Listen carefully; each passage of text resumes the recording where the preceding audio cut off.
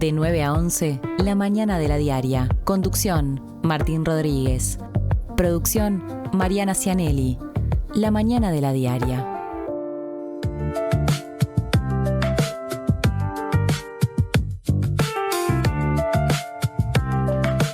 Gente en obra, hay que decir. Estamos trabajando para ustedes. Estamos tratando de llegar a el mail en el cual tenemos las carpetas con los guiones del programa. Estamos desenredando cables de auriculares, pero vamos a quedarnos con la primera parte de la frase. Y quien hoy está del otro lado de esta mesa es Matías Capek, que ya en esto de co-conducir La Mañana de la Diaria, no voy a decir que tiene un posgrado, pero el título de grado lo tiene porque creo que es la tercera vez que anda por acá en esa función. ¿Cómo andás, Mati? ¿Cómo estás, Martín? ¿Todo bien? Todo bien. Sí, la verdad que una mañana, una co-conducción que arrancó con algunas complicaciones para desenredar el auricular, pero son cosas que pasan y de esos desafíos está hecha la vida. En este caso, una mañana bastante fría que también implica otro condimento especial. De esos desafíos está hecha la vida. ¿Encontraste filosofía en la tarea tan, qué sé yo, superficial, hasta poco poética, si nos guiamos por las palabras que podemos usar habitualmente para describirla, de desenredar un cable de auricular con el que estás peleando? Te veo encaminado para ganar la pelea. Yo todavía no le gané la pelea al mail, pero estoy encaminado a eso, así que se va ordenando de a poquito la mesa de La Mañana de la Diaria en esta jornada de viernes 3 de julio, otra vez un día muy, pero muy frío en Montevideo. Yo siento que ayer particularmente, pero también hoy, si queremos decirlo así, en estas horas acumuladas entre ayer y hoy, estamos viviendo, por lo menos en el sur del país, en la capital, las horas más frías de este invierno. Y si bien queda muchísimo invierno por delante, me parece que estos días van a quedar, cuando se pase raya de la temporada de invierno 2026, entre los más fríos del año, sin ningún lugar a duda, ¿no? Totalmente. Esto comenzó un poco en la tardecita de ayer. Ya empezamos a notar que cuando se apartó el sol de la vista, empezó a caer el frío y aparecieron algunos videos que particularmente mostraban algún fenómeno meteorológico que daba cuentas de las bajas temperaturas. Sí, por ejemplo, hubo videos, sí, fotos también y menciones a eso que, a ver si lo pronuncio bien, ¿se llama graupel o graupel? ¿Cómo se le dice? Bueno, es granizo blando, Sí. Definición de las que se obtienen cuando uno hace una búsqueda rápida. No es que yo sea una persona experta en estas cuestiones. Se la define como precipitación sólida de pequeñas bolitas blancas y opacas de entre 2 y 5 milímetros que se deshacen fácilmente al tocarlas. Se puede confundir con el granizo, que creo que tiene un componente más firme, más sólido, digamos, sin perjuicio de que aparte hay una explicación, por supuesto, científica asociada a cómo cada uno de esas formas de precipitación se generan, y ahí no nos vamos a meter porque de eso sí que no sé absolutamente nada. Pero bueno, parece que ayer en Montevideo en muchas zonas se detectó esto. Yo estaba de tardecita ya trabajando en TV Ciudad. Hay una zona del canal donde hay unos techos transparentes, ¿no? Que de material liviano, en los que cuando llueve se nota por el ruido, y se empezó a escuchar un ruido distinto. Yo no salía a la vereda porque la verdad es que hacía un frío bárbaro y estaba en hora de trabajo, pero yo pensé que era granizo, y ahora me quedó la duda de si era granizo o era este otro fenómeno que hizo que mucha gente, como vos decías, suba videos a las redes, saque fotos y nos tiene acá hablando de eso que pasa cada tanto, ¿no? Sí, yo no vi particularmente el fenómeno, pero sí escuché el sonido. Y pensé que era lluvia, una lluvia fuerte, pero fue eso, no fue mucho tiempo, fueron unos minutos y después vi los videos. Agregar otro elemento más que tiene que ver con la realidad actual y con lo que será el desarrollo del día de hoy. No hablábamos de las bajas temperaturas, ya a esta hora podemos hablar de un cielo encapotado, ¿no? Porque a esta hora es cuando el sol empieza a presentarse en el día. En este caso, la nubosidad es bastante pronunciada. Sí, claro, no hay sol. Ayer estábamos igual. Inumet dice hasta ahora que hay 7 grados con 5 décimas en Montevideo. 7 grados con 5 décimas. Mentirosos. Igual que lo decíamos ayer con Mariana, a esta hora la sensación térmica es claramente inferior. Me parece que, por ejemplo, para el público futbolero, en la medida en que no haya que encarar otras cuestiones, se vienen horas muy apropiadas como para, si se puede, quedarse mirando partidos del Mundial. Ayer fue un día de más clasificaciones a los octavos de de final, o sea, se cerraron más series de los 16 avos de final. Clasificaron Suiza, Portugal y España, ¿no? Parece una Eurocopa esto. Suiza eliminó a Argelia, ahí nos vamos a otro continente. Portugal eliminó a Croacia en una de las series más esperadas y que no defraudó, un partido imponente que Portugal de atrás quiebra ya en los descuentos. Y en el minuto 100 y pico, Croacia en un momento parece que lo empata, se sube al marcador, por lo menos al marcador de algunas actualizaciones online de los partidos, pero VAR mediante se termina anulando eso, que no fue gol finalmente. Entonces Portugal, con Cristiano Ronaldo reivindicándose, le gana 2-1 a la selección de Croacia y la elimina, una serie pesada. Y además España se reencontró con las victorias en series eliminatorias, que hace mucho no lo conseguía, y eliminó a Austria. Hoy habrá más partidos, se van a cerrar los 16avos de final con Australia-Egipto, Argentina-Cabo Verde, 7 de la tarde, y Colombia-Ghana. Y ya mañana van a empezar los octavos de final, y esto me interesa mencionarlo porque nos va a tener otra vez con transmisiones en la Diaria Radio. Van a jugar el sábado Canadá y Marruecos, y a las 6 de la tarde Paraguay y Francia. Bueno, ese va a ser el partido, como ustedes lo pueden escuchar en las tandas de la Diaria Radio, que vamos a estar haciendo con el equipo de Por Decir Algo y la Diaria Deportes, con relatos y comentarios, mañana sábado,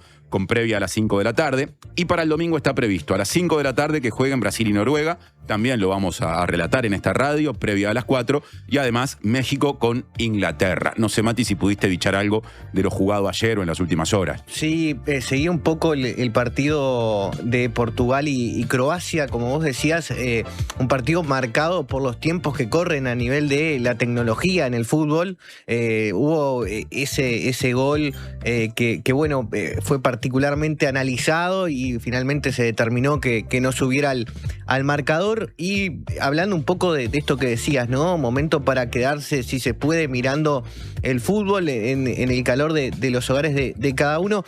Un fin de semana con partidos realmente muy, muy atractivos ya en esta etapa del Mundial.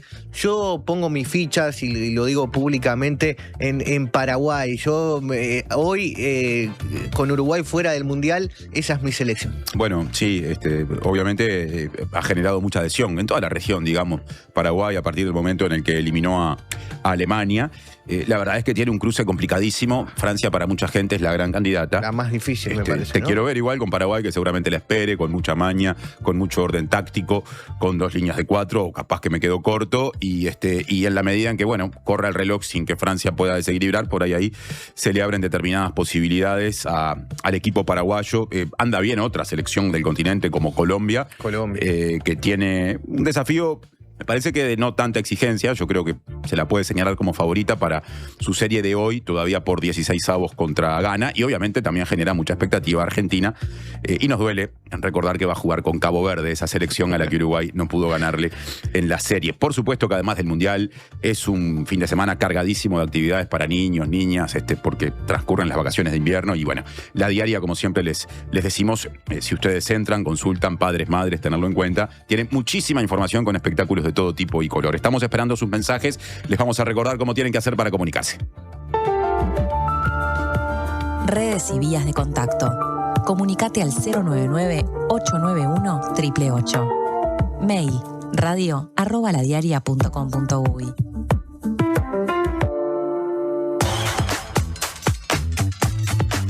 Y nos tapamos con diario en este viernes tan pero tan frío. Portada de la Diaria, versión papel, 3 de julio 2026. Matías Capek, quien está en esta mesa, creo que tiene que ver con la nota que se destaca, el contenido destacado, que tiene como titular la siguiente frase: la Dirección General Impositiva se propone reducir la evasión entre un 15 y un 20%. Esto lo dijo su director, que es Gustavo González Amilibia, y aparece en la foto de tapa tomada por nuestro compañero Gianni Schiaffarino. ¿Es una nota tuya, Mati? Sí, efectivamente, contame. Es una entrevista que hicimos esta semana y que es muy importante en el contexto de la rendición de cuentas y cuando se empiezan a revisar el espacio fiscal, la cuestión presupuestal. Recordemos que el Ministerio de Economía y Finanzas aspira a que haya mejoras recaudatorias por unos $600 millones. Esto en el contexto de que la Dirección General Impositiva mejore en realidad la eficiencia recaudatoria, esto sumado a los 600 millones de dólares incrementales por los cambios impositivos del hechos en la ley de presupuesto, generaría un incremento de 1.5% del Producto Bruto Interno. González Amilibia, en la entrevista que vos le hiciste, dijo que una de las cosas que la DGI se propone mostrar es que evadir no es una buena estrategia, por eso apunta a incentivar una cultura del cumplimiento y mejorar la eficiencia de la recaudación. Apunta, por ejemplo, también a implementar un proceso de modernización que tiene como punto clave pasar de un modelo de control a otro de gestión del cumplimiento de los contribuyentes. Así que dejamos este resumen como señuelo en todo caso para que ingresando a la web de la diaria o haciéndose de un ejemplar del diario de hoy puedan interiorizarse de muchas cosas, ¿no? Porque al ser una entrevista hay muchos temas que se plantean ahí y como bien decía Matías, en este contexto de determinados objetivos que tiene el gobierno que pasan por mejorar la recaudación para obtener recursos y desarrollar cierta política, es muy importante y capaz que en lo que va del gobierno a González Amilibia, el director de la DGI, no lo hemos escuchado ni leído tantas veces, ¿no? Es un jerarca muy importante, siempre lo es quien esté al frente de la DGI, pero en este caso capaz que con un perfil más bajo que otro, entonces por eso también creo que es muy interesante la entrevista para conocer su encare. Sí, un adelanto, por ejemplo, habla del IVA personalizado, de cómo sería la aplicación, de cómo ve la aplicación de ese aspecto y bueno, y profundiza en cambios específicos a nivel impositivo, más que nada en la gestión justamente de los impuestos que le puede interesar a algunos. Vamos a pasar a otro tema destacado también hoy en la diaria. El presidente Yamandu Orsi defendió el proyecto de ley de rendición de cuentas y lo que definió como avances de su gobierno. En realidad emitió un video, ¿no? Sí. Empezó a circular ayer. Sí, un video que fue publicado en sus redes sociales. Allí el presidente recordó que el articulado incluye la unificación de las 4 transferencias monetarias dirigidas a niños, niñas y adolescentes en una sola, algo que según aseguró permitirá eliminar los laberintos burocráticos y bajar 25% la pobreza en la infancia. También dijo o hizo énfasis en algo que hemos manejado aquí, esto de que el proyecto de ley apunta a que se creen 300 cargos policiales y también al fortalecimiento del sistema penitenciario al reforzar el pago de la compensación que recibe el personal militar encargado de custodiar el perímetro de las cárceles y destacó que el proyecto incluye el recorte de misiones oficiales y la reasignación de recursos que habían sido previamente asignados a proyectos que son importantes pero no prioritarios. O sea, tiene razón pero marche preso. Es muy importante este proyecto, pero de aquí sacaremos dinero para atender esto otro. Bueno, y por último, Martín, un mensaje más general, porque valoró lo hecho hasta ahora por el gobierno y sostuvo que sin autobombo y asumiendo que las cosas se pueden hacer mejor, resulta necesario aceptar que el camino es largo, pero también admitir que ya hemos recorrido una parte. Aseguró concretamente que callarse ante las buenas noticias es un serio error político. Esto obviamente tiene que ver con el escenario de aprobación, ¿no? Sí, claramente, y me parece que lo que refleja este video y también esas palabras que vos mencionabas recién de Orsi, es que hay un cambio en el encare de la comunicación de un gobierno que evidentemente acusa recibo de una cantidad de encuestas, ya son varias, que dicen que va en descenso la aprobación y en ascenso la desaprobación, cuando todavía es muy temprano, y que entiende que tiene que empezar a comunicar de otra manera, como lo dijo Orsi por ahí, a defender sin que se lo asocie a la idea del autobombo, lo que se entiende desde el gobierno que se hizo bien, como forma de pararse mejor ante las discusiones públicas y de ganar terreno ante una opinión pública que de momento no está teniendo una buena opinión de lo que se hace, o por lo menos capaz que no siente que haya cambios concretos positivos en la vida mucha de la gente que después es la que responde en esas encuestas. Si querés, Martín, no sé si estás de acuerdo, pero podríamos dividir este mensaje en dos, ¿no? Una parte más general dedicada a la población sobre las novedades de la rendición de cuentas y otra parte que incluso se puede interpretar como un mensaje a la interna diciendo vamos a defender el gobierno, vamos a gritar los goles como en algún momento se dijo también. Sí, sin dudas. Yo creo que admite esa lectura. Eso de gritar los goles salió de una de las reuniones que hubo, creo que a comienzos de este mes, después del episodio de la camioneta, que involucró también a integrantes de la bancada del Frente Amplio y la Orsi. Ahí está, ¿no? Ya estaba esto. En realidad esto viene de hace mucho, ¿no? De cómo el gobierno hace para que lo que se entiende son méritos o logros llegue de mejor manera a la gente y no se termina de resolver ahora desde la comunicación presidencial puntualmente hay una innovación que veremos si le da paso a nuevas formas de comunicación similares.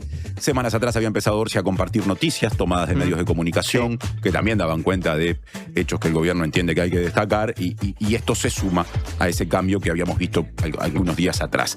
Cambiamos de asunto nosotros, pasamos a una de las voces más notorias de la oposición, en este caso la del senador colorado Andrés Ojeda, que presentó un proyecto de ley para que las Fuerzas Armadas colaboren con la policía con vehículos de toda índole, ¿no? Eso último que dije está puesto entre comillas. Vamos a saber un poquito más de esa idea de Ojeda. Sí, así es, Martín. El articulado de este proyecto de ley busca establecer un marco para el empleo de la logística y la infraestructura militar en apoyo de la seguridad pública y para la participación de personal militar en operativos y en la exposición de motivos.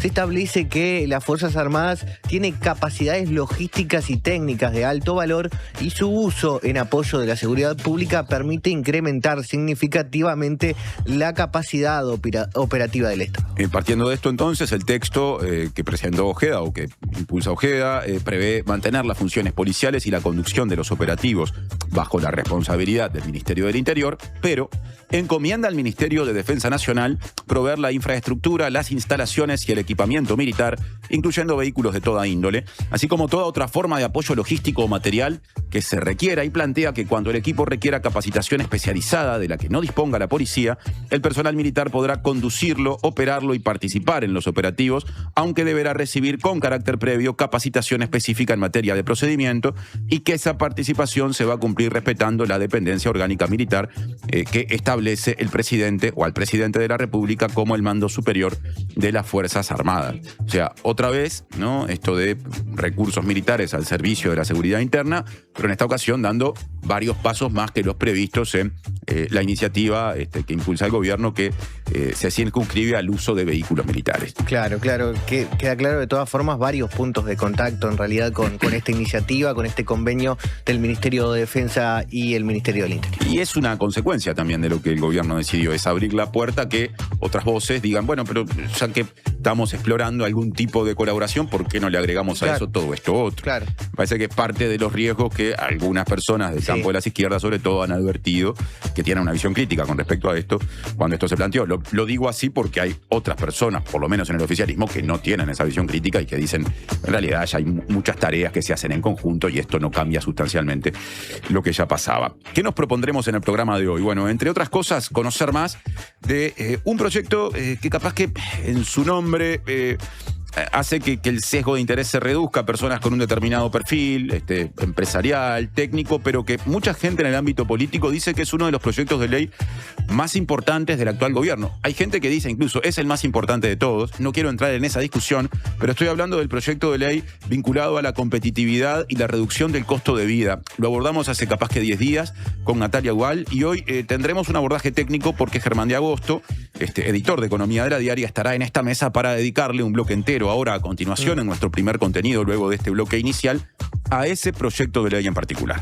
Así es, Martín, y después también vamos a tener un contacto telefónico con Bruno Pastorino de la FOEB, de la Federación de Obreros y Empleados de la Bebida. Esto tiene que ver con que primero, hace una semana, la Fábrica Nacional de Cerveza envió al seguro de paro a todos y todas sus trabajadores en sus plantas de minas, y el sindicato de Pilsen, que a su vez integra justamente la FOEB, se declaró en conflicto e instrumentó un paro hasta este sábado. A esto se le suma que a comienzos de esta semana, desde el Sindicato de Obreros y Empleados de Norteña, se aseguró que no hay certezas respecto al reinicio de la actividad en la maltería ubicada en Paysandú, que interrumpió su tarea en marzo de este año. Bueno, esto es un tema que está ya hace varios días puesto en agenda. Trataremos de profundizar en los pormenores. Obviamente se están dando en estas horas negociaciones, novedades, así que veremos qué sucede. Bueno, sí, desde la FOEB se dice algo así como, ojo que Ambev, que es la multinacional que controla toda la fabricación de cerveza, por lo menos industrial en Uruguay, dejamos de lado las líneas artesanales, aunque algunas también le pertenecen. Ojo que Ambev, están diciendo desde la Federación de Obreros y Empleados de la Bebida, está evaluando dejar de producir en Uruguay y dedicarse a importar. ¿no? Entonces, si eso pasara, estaríamos hablando efectivamente de un hachazo a la industria cervecera uruguaya. Claro, es lo que está explicando o la versión del sindicato. Hoy tendremos esa versión más adelante. Y además, en este viernes, vamos a tener la segunda parte de una columna que generó mucha expectativa y mucho elogio la semana pasada. Volverá nuestro cartógrafo o licenciado en cartografía de cabecera, David García, con su espacio La Ciudad y los Mapas.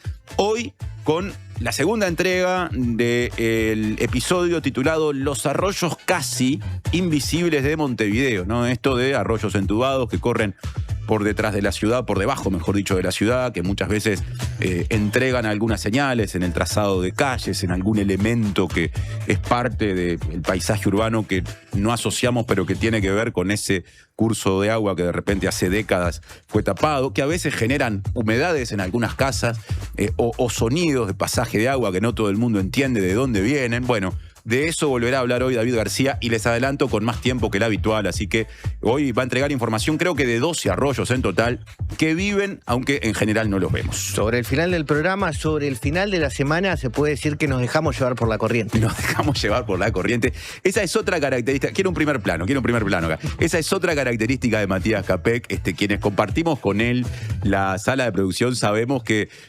también tiene su beta humorística, no deja pasar palabra que pueda relacionar con otra y lo acaba de demostrar. ¿O miento, Matías? Sí, igual el espacio estaba abierto. Ya el viernes pasado que estuve en la mesa lo había pensado, pero no había como la suficiente confianza como para decirlo al aire, ¿viste? Lo tenía guardado para el momento indicado. Bueno, confianza hay, así que adelante con las asociaciones de ideas. Llegan mensajes desde temprano, por ejemplo, uno que nos llega desde Neptunia.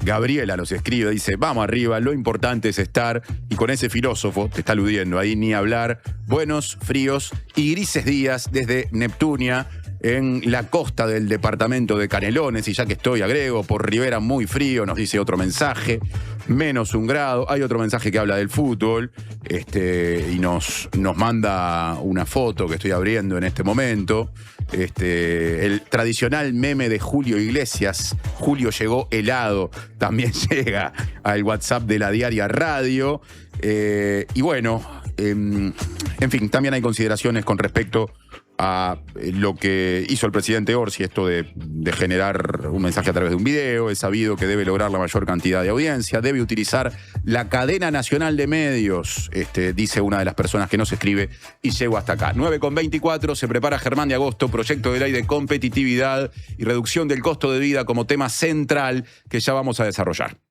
Puesta al aire, David Mattioli y Emilia Rovira. Asistencia de producción, Luciano Tonarelli.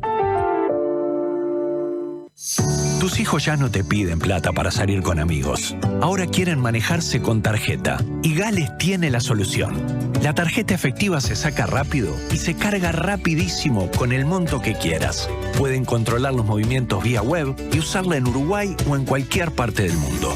Dale a tus hijos la posibilidad de administrar sus propios gastos. Tarjeta efectiva Gales. Tus hijos cambiaron y eso es más libertad para vos. Gales 50 años. El cambio te favorece.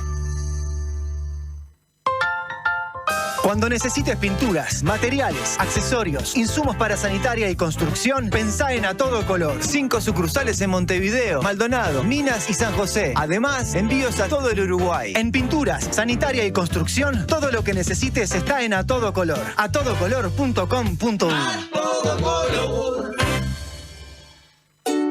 Última oportunidad para ponerse al día con la contribución inmobiliaria en Canelones. Hasta el 30 de octubre, accedes a convenios sin multas ni recargos y hasta en 60 cuotas.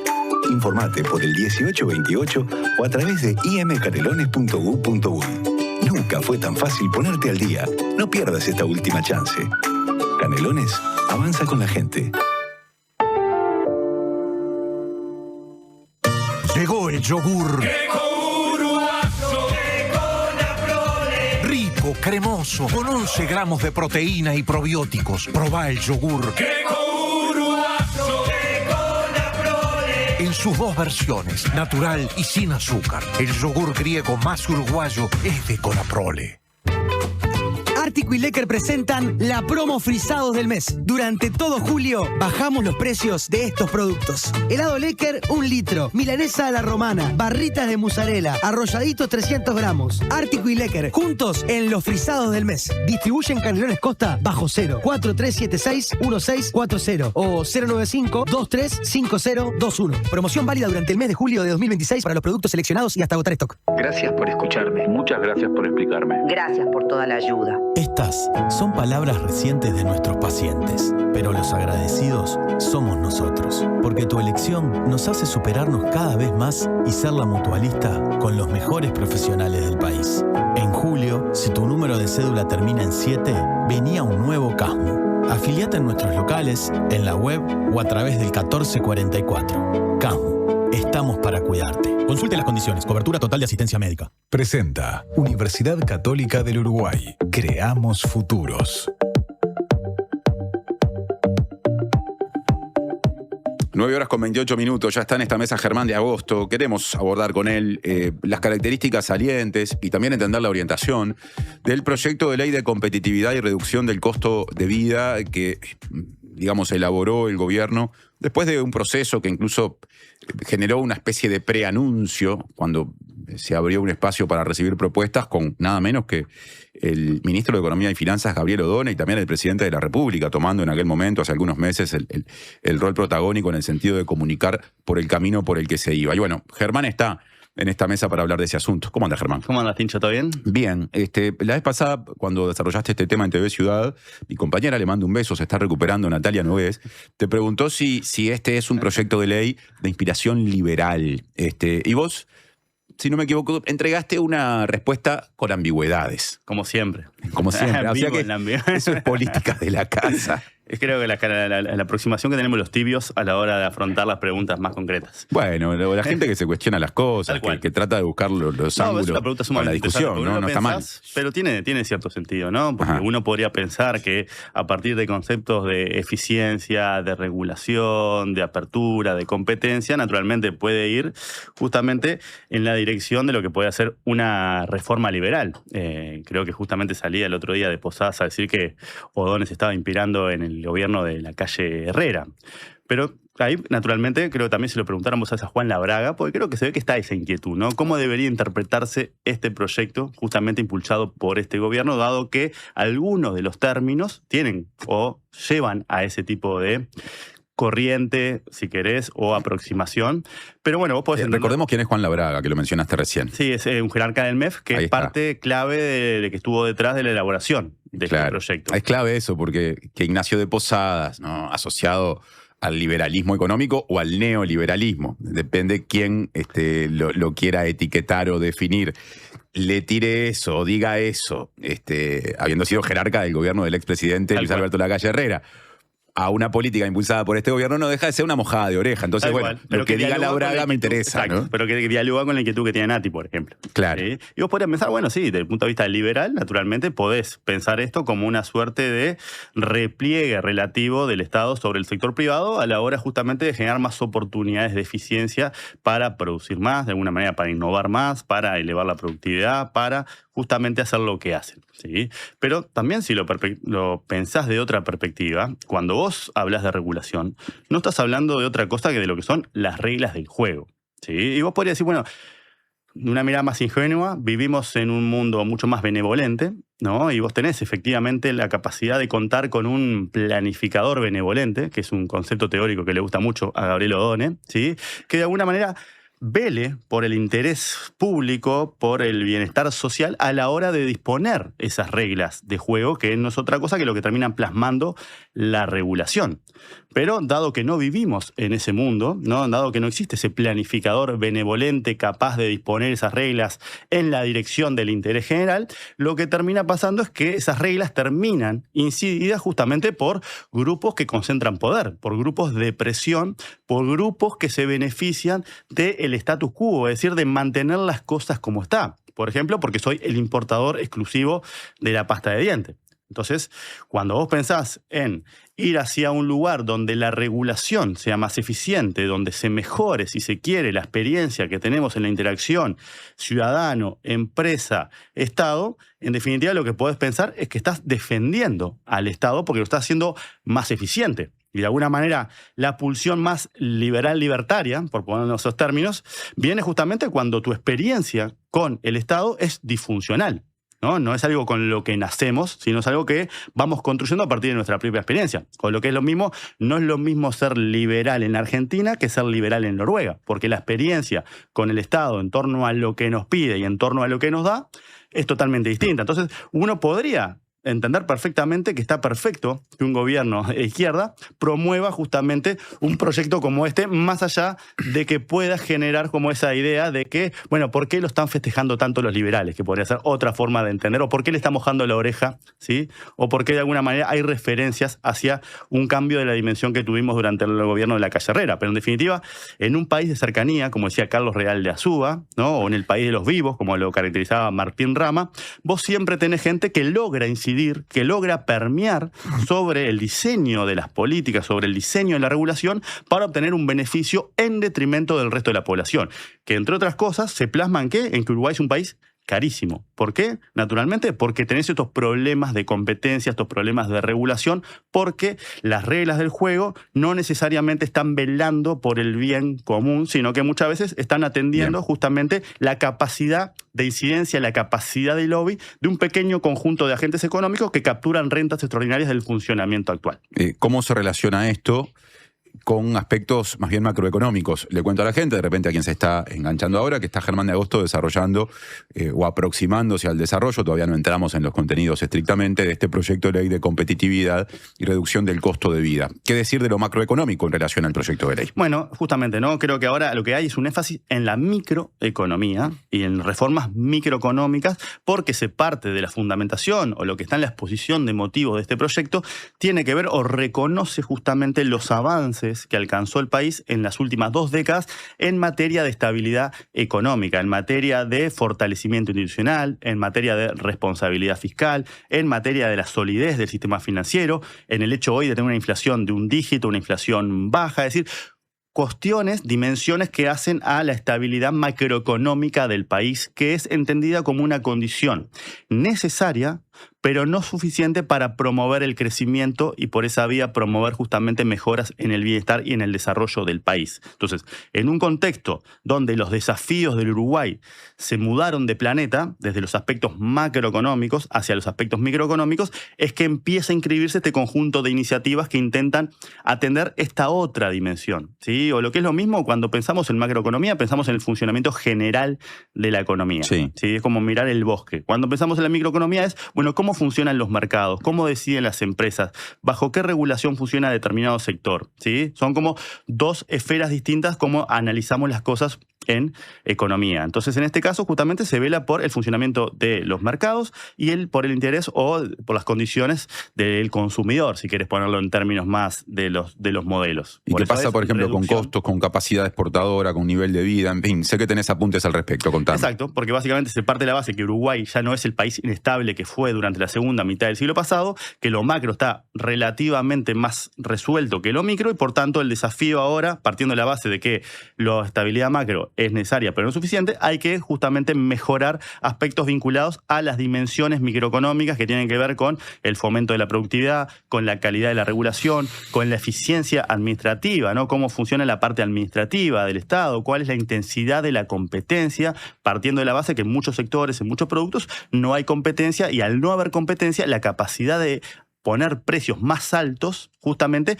es donde empieza a generar todo lo que la problemática termina de materialización en lo que conocemos. La capacidad de innovar, la capacidad de captar ahorros en moneda nacional, o sea, todos esos aspectos son claves para mejorar los costos de producción, ¿sí? La capacidad exportadora del país, el nivel de vida, porque si logramos reducir los costos, naturalmente deberíamos de lograr mejorar justamente el estándar de vida y en particular simplificar lo que es esa interacción que tenemos entre los ciudadanos, las empresas y el Estado. Eso justamente es lo que está detrás de las iniciativas que están plasmadas en estos 240 artículos que se dividen en 4 bloques temáticos, ¿sí? Que básicamente es generar regulaciones más simples, más transparentes y más eficientes, reducir costos administrativos y costos regulatorios y promover mercados más abiertos y más competitivos. ¿Por qué? Porque genera un doble dividendo para ¿Qué es eso de doble empresas, dividendo? si querés, para empresas y para consumidores, para las personas. ¿Por qué? Porque eso que a veces se define como ganar-ganar en cierta jerga. para algunos, en términos generales, debería ser así. Por eso estamos pensando que es una reforma que va a ir en el sentido de mejorar las cuestiones que hacen al interés común. Que no quiere decir que no haya grupos que terminen perdiendo. Bueno, yo te iba a decir grupos, eso. Yo te iba a decir eso. Siempre hay perdedores. Y porque vos no podés, pero ¿cuáles serían en este caso los perdedores? Y eso es la interpretación. Justamente los que no han sido perdedores históricamente, porque son justamente los que tienen la capacidad de incidir sobre el diseño de la regulación y las políticas, porque de alguna manera tienen la capacidad de hacer lobby, ¿no? Entonces, de alguna manera, sería romper un poco el status quo y, por tanto, justamente sacar a muchos de la zona de confort que están en esa zona de confort porque han logrado permear sobre el diseño de esa regulación para obtener cosas que son más beneficiosas para ellos que para el resto. Entonces, si vos querés mover la aguja en materia de precios, en materia de competitividad, y tenés que pisar callos. Por eso va a haber perdedores, naturalmente. El tema es que el conjunto de movimientos, el conjunto de iniciativas, todas las transformaciones, logren justamente velar por el interés general, mejorando esas dos dimensiones. Claro. La competitividad y el costo de vida, que es lo que termina dándole el título justamente a el proyecto de ley. Te quiero hacer una pregunta, aprovechando este último comentario que haces. Cuando se generan esos cambios, digamos, en cosas que a veces hace mucho tiempo están planchadas o con actores que tienen determinada posición ventajosa con respecto a otros, y esos privilegios se ven amenazados, no faltan las advertencias. Ojo que hay X cantidad de puestos de trabajo que se pueden perder. Ojo que tal o cual sector de la producción nacional, con todo lo que eso implica en un país como Uruguay, que tiene desarrollo industrial limitado, se puede ver dañado. Capaz que me estoy adelantando, porque vos recién estás empezando con el desarrollo de la columna y no has llegado al cerno del proyecto de ley todavía, pero algunas de esas discusiones o problemas se pueden llegar a presentar a partir de la aplicación de este paquete legal. Sí, por supuesto. Y en particular creo que como fue el proceso en su diseño, que fue de una consulta pública, todo, creo que muchos de los aspectos capaz que ya se fueron limando, a pesar de que naturalmente cuando recogían todas las recomendaciones, ¿sí? Lo que vos recogés muchas veces son recomendaciones contrapuestas, porque un sector le dice una cosa que no le sirve al sector. Ahí se netean esos dos intereses y bueno, es una decisión del mes, pero en otros puede haber más consenso. Y naturalmente tiene atención a todo eso. Pero una cosa que señalaba Juan Labraga, por ejemplo, es que estamos festejando, por ejemplo, o se festeja desde el gobierno la mejora en el acceso a mercados, en la inserción externa, diciendo que, bueno, a partir de los acuerdos recientemente firmados, vos tenés acceso a 31 mercados distintos. Pero lo que es cierto es que cuando vos ganás acceso, también estás brindando acceso, ¿no? Es de doble vía, o sea, hay una Exacto. ruta que va y otra que viene, siempre. Entonces, por ejemplo, con Mercosur, Unión Europea, con Transpacífico, y podríamos seguir enumerando. Y eso, en general, quienes defienden esos acuerdos con mucho entusiasmo, lo mencionan menos, digamos. Exactamente. Entonces lo que está haciendo como este proyecto es decir, bueno, dado que va a pasar esto, ¿sí? Dado que estamos otorgando acceso, porque estamos accediendo a acceso, bueno, tenemos que generarle a las empresas, en particular a las MIPYMES, en particular justamente empresas del sector industrial, las condiciones para que puedan competir en mejores condiciones, dado que si abrimos sin hacer esto, seguramente justamente se generen efectos negativos de mucho mayor porte. Creo que es un poco el espíritu de decir, bueno, necesitamos generar un entorno más favorable a la competitividad de las empresas, asumiendo que, en parte asociado a estos cambios en materia de inserción internacional, justamente va a haber mayor competencia interna. Bien. Que, de vuelta, eso, en definitiva, es un montón de jugadores que están girando satelitalmente sobre estas cosas, y uno no menor somos nosotros que consumimos y que pagamos precios bastante más altos de lo que podríamos pagar en otro entorno, en otras condiciones, con otros, de alguna manera, diseño justamente regulatorio. Creo que es un poco la defensa que se está haciendo del gobierno de este proyecto. Hechas estas consideraciones, pasemos ahora a los capítulos del proyecto de ley, que son 4. Sí, vos tenés uno vinculado a la simplificación de la regulatoria y la parte de todo lo que tiene que ver con las trámites, que va en la línea de las iniciativas que ya habíamos conocido, ¿te acordás?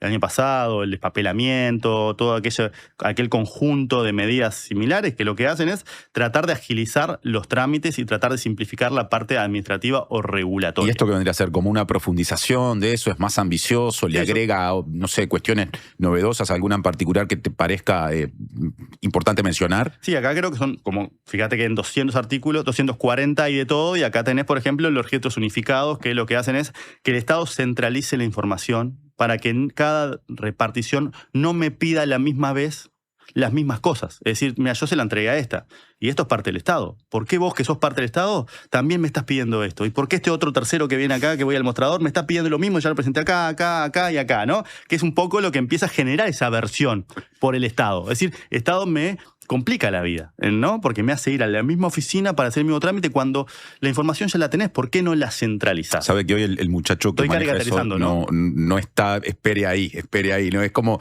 a ver, acá surge la caricatura de la burocracia. Por eso decía, estaba caracterizando de una forma caricaturesca justamente esta problemática que viene a atender parte de este proyecto. Es decir, bueno, simplificamos el Estado de alguna manera que centralice todo, entonces vos no tenés que ir por cada mostrador presentando las mismas cosas. Me pregunto si eso en algunos aspectos que pueden ser delicados, incluso, no sé, atendiendo todo lo que se cruza cuando se desarrolla una tarea comercial, a veces hay derivaciones que pueden poner en riesgo o que pueden generar un riesgo en términos sanitarios, en fin. Si eso de unificar no termina borrando las especificidades que tienen a veces algunos organismos públicos con un nivel de especialización en los temas que hace necesario que haya un doble chequeo, ponele, ¿no? Es decir, podría haber en su caso, podría haber de todo, ¿no? Claro. Y confiamos, que es un acto de fe, en la capacidad justamente de las autoridades de poder diseñar esto de la forma de minimizar esos riesgos y maximizar los potenciales beneficios. Pero esa caricatura está porque de alguna manera refleja algo, ¿no? Y es ese algo que se quiere tratar de mejorar. Los silencios positivos, esos famoso concepto que se ha hablado, ¿no? Yo tampoco lo tenía antes de esto, ¿no? Pero básicamente ahora es, bueno, si no te contesto, dale tranquilo, ¿no? Es decir, se pasa la carga, si querés, o la responsabilidad del sector privado al público. Es decir, yo arranco un trámite y no me contestan en el trámite, y bueno, pasado determinado plazo, le doy para adelante. Porque asumo que ese silencio a mí me está habilitando. Entonces, ese trámite no es eterno ante la ausencia de respuesta del Estado. Sí. ¿No? Yo acá me estoy jugando a ser el abogado de la parte contraria. ¿Silencio positivo o silencio peligroso? ¿Qué pasa si había algo para decir y el Estado no activó los mecanismos de los que dispone a tiempo y se habilita por la vía de los hechos algo que merecía ser observado, revisado, frenado? Bueno, alguien me puede decir, es una forma de incentivar que el Estado es haga una su forma trabajo. de incentivar la eficiencia del Estado. Puedo decir, bueno, si era tan importante, porque puede haber una cuestión de política sanitaria, por una cuestión de salud pública, ¿qué? ¿Por qué tardaste, no sé, tantos meses en darme una respuesta, ¿no? Si es de tal prioridad, de tal importancia, de tal urgencia, me tenés que contestar si yo puedo hacer esto o no puedo hacer esto. Pero yo voy a asumir a partir de ahora que después de determinado umbral, ¿sí?, de tiempo, ese silencio a mí me está habilitando. Y si efectivamente me estás habilitando con ese silencio, es porque el tema que estamos tratando no es de la envergadura de tanta importancia que podría poner en juego, en jaque, justamente una cuestión de salud pública, por ejemplo, ¿no? Pero de vuelta, es la tensión natural y creo que está bueno este contrapunto que estamos haciendo de abogado del diablo, porque está presente naturalmente. Llegan mensajes de la audiencia. Dice Alicia, hola, el silencio positivo es terrible. Alguien va a pagar para que demore. Lamento, pero es facilitar la corrupción. ¿Habías pensado en este eventual escenario? Para que demore y no se haga. Bueno, claro, naturalmente. O sea, pero ahí estaremos ya asumiendo incluso exactamente, ¿no? Advierte Alicia que hay un riesgo, en el sentido que pueda haber mecanismos que... Porque en definitiva lo que vos estás haciendo, estás tratando de evaluar, bueno, cuál de los aspectos que yo tengo o cuál de los mecanismos que tengo para minimizar los riesgos, en este caso que dice Alicia, el riesgo de corrupción, puedo de alguna manera modificar a la hora justamente de ganar en eficiencia, es decir, en eficiencia regulatoria. ¿Por qué? Porque tengo como objetivo, y de vuelta, yo no te lo estoy defendiendo, estoy simplemente haciendo de la parte, si querés, del gobierno, de decir, bueno, ¿por qué están haciendo esto? Pero naturalmente en este juego que estamos haciendo está ese otro riesgo, es decir, bueno, parte de los riesgos que vos tenés, naturalmente, es habilitar justamente o no inhibir la presencia de ese tipo de jugadores. En este caso serían directamente corruptos, en el otro caso sería justamente cuestiones más vinculadas a los grupos de interés que quizás legítimamente están velando por el interés particular de su sector, de su empresa, ¿sí?, de su actividad, pero que no necesariamente está orientado justamente hacia lo que es el interés general. Pero esos riesgos están y confiamos en que de alguna manera hay un pienso detrás que permite justamente jerarquizar justamente cuáles son los riesgos que podrían tener para evitar ese tema. Pero es de los temas que más se ha resaltado, que más se ha enfatizado, esto de los silencios positivos. Estamos hablando del proyecto de ley de competitividad y reducción del costo de vida. Estamos recién abordando el primero de sus 4 capítulos, simplificación regulatoria y agilización de trámites. A Germán, entre que yo le hice un poco de abogado de la contraparte. Pero está bueno hacer este juego donde los dos está claro, pero que voy. Y entre que le leí mensajes de la audiencia, capaz que lo llevé a algunos aspectos que no son los únicos y me interesa que podamos cerrar lo antes que se pueda el primer capítulo para cumplir con los otros 3 que todavía están pendientes. Así que yo comparto esa preocupación con Alicia. En definitiva, yo puedo siempre incidir sobre el diseño para obtener, porque echa la ley, echa la trampa. Y seguimos estando en el país lo vivo. O sea que en ese caso está ese riesgo. Del capítulo 1, ¿algo más para agregar, Germán? No, porque después, tenés, por ejemplo, lo que tiene que ver con reducir los costos y los trámites, y lo que tiene que ver con el registro. Sí, acá lo que explicaba Juan Labraga, que es bastante ilustrativo, es que, por ejemplo, en el caso de los cosméticos, que es un ejemplo tradicional cuando pensamos en Uruguay caro, nosotros tenemos un permiso por 5 años. ¿Sí? En Argentina y en Brasil tienen un permiso por 10. Sí, Juan Labraga decía, esto no son prácticas internacionales, sino que estamos comparando con Argentina y Brasil. En Uruguay el trámite para registrar justamente un producto y venderlo es mucho más engorroso que en la región. Inscribir ese producto es 10 veces más caro que en Argentina y que en Brasil y te lo dan por la mitad del tiempo, 5 años y no 10. Y además el trámite dura el triple de tiempo, de nuevo, que Argentina y que Brasil, no que las mejores prácticas internacionales. ¿Sí? Por lo tanto, ahí tenés un gran factor de encarecimiento del producto que le llega al consumidor final, porque toda la parte que está atrás genera todas estas cuestiones que elevan los costos justamente de registrar, traer y vender ese producto. Bien. O sea que ahí tenés algo relevante en lo que tiene que ver con productos que tienen un precio muy alto en relación a lo que es afuera. Después, segundo capítulo, básicamente tiene que ver con facilitación del comercio. Capítulo 2, te escucho. Y ahí, por ejemplo, el caso paradigmático que permite ilustrar alguno de los cambios o la vocación de los cambios tiene que ver con el caso de los despachantes de aduana, que O'Donnell ya había tenido esa intención de eliminar esa actividad, ¿sí?, en el presupuesto, porque entiende que es una regulación medieval hacer la intervención obligatoria de un agente económico para la realización de una actividad puntual como despachar mercadería. O sea, nos fuimos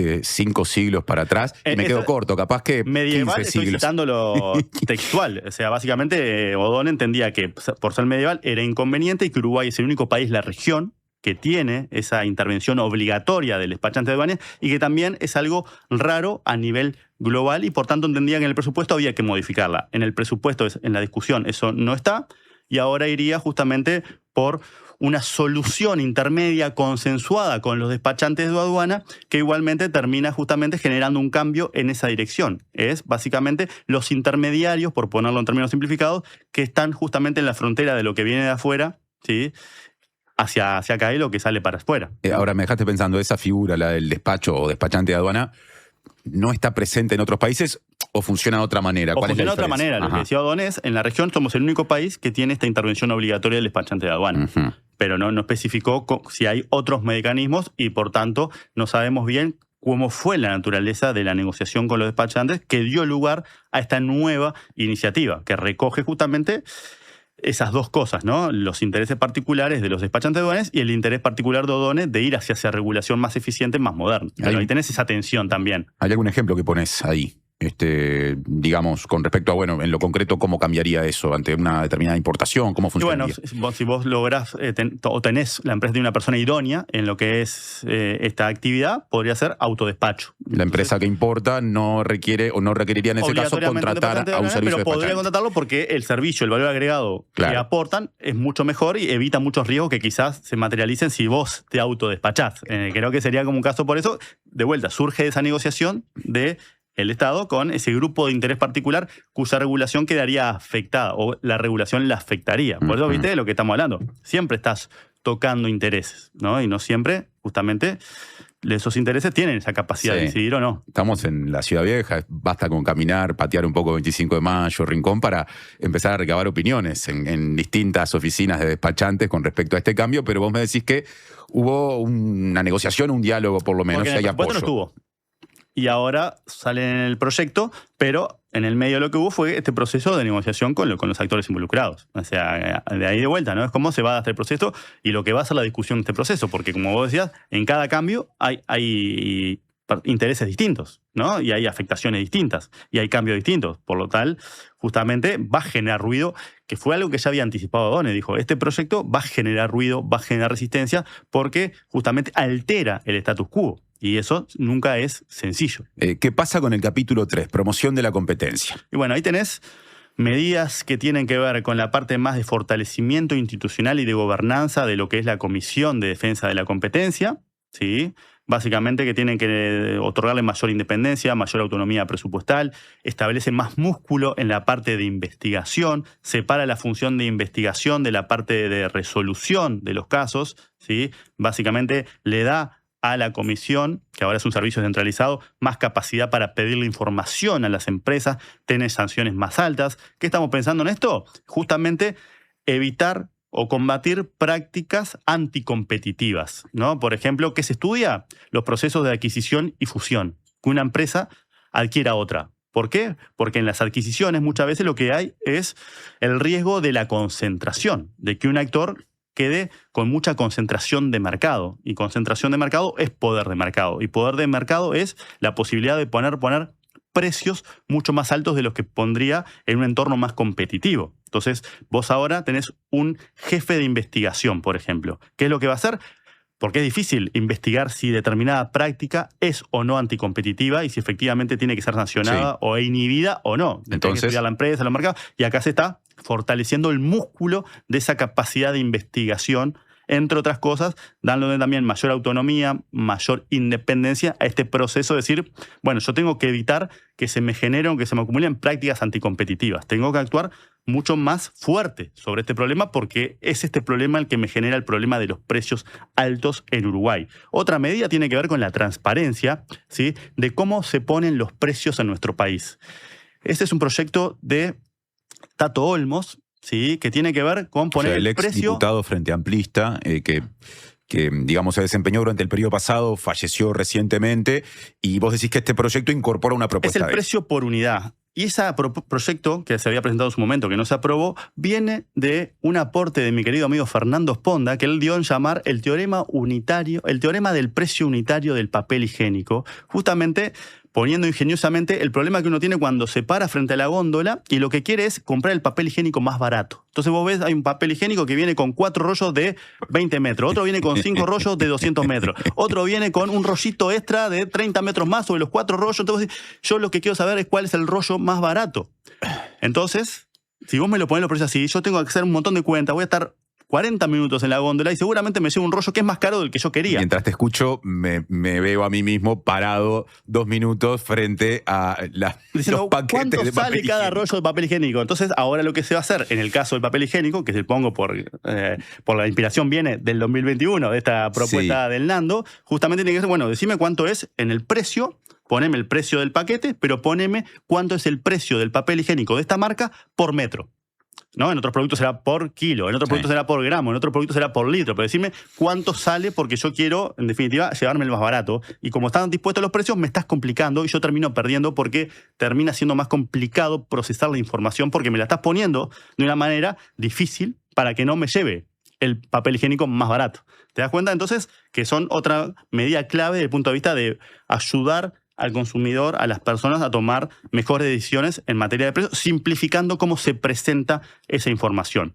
Otro ejemplo clásico tiene que ver justamente con el ejemplo de la pasta de dientes. Sí, claro. Ahí estamos pensando en las barreras que hacen a la importación, que por la escala de nuestro país, vos lo que tenés es distribuidores exclusivos, ¿sí? Básicamente, la fábrica de pasta de dientes dice, bueno, en Uruguay, ¿sí?, el distribuidor exclusivo de la pasta de dientes va a ser tal.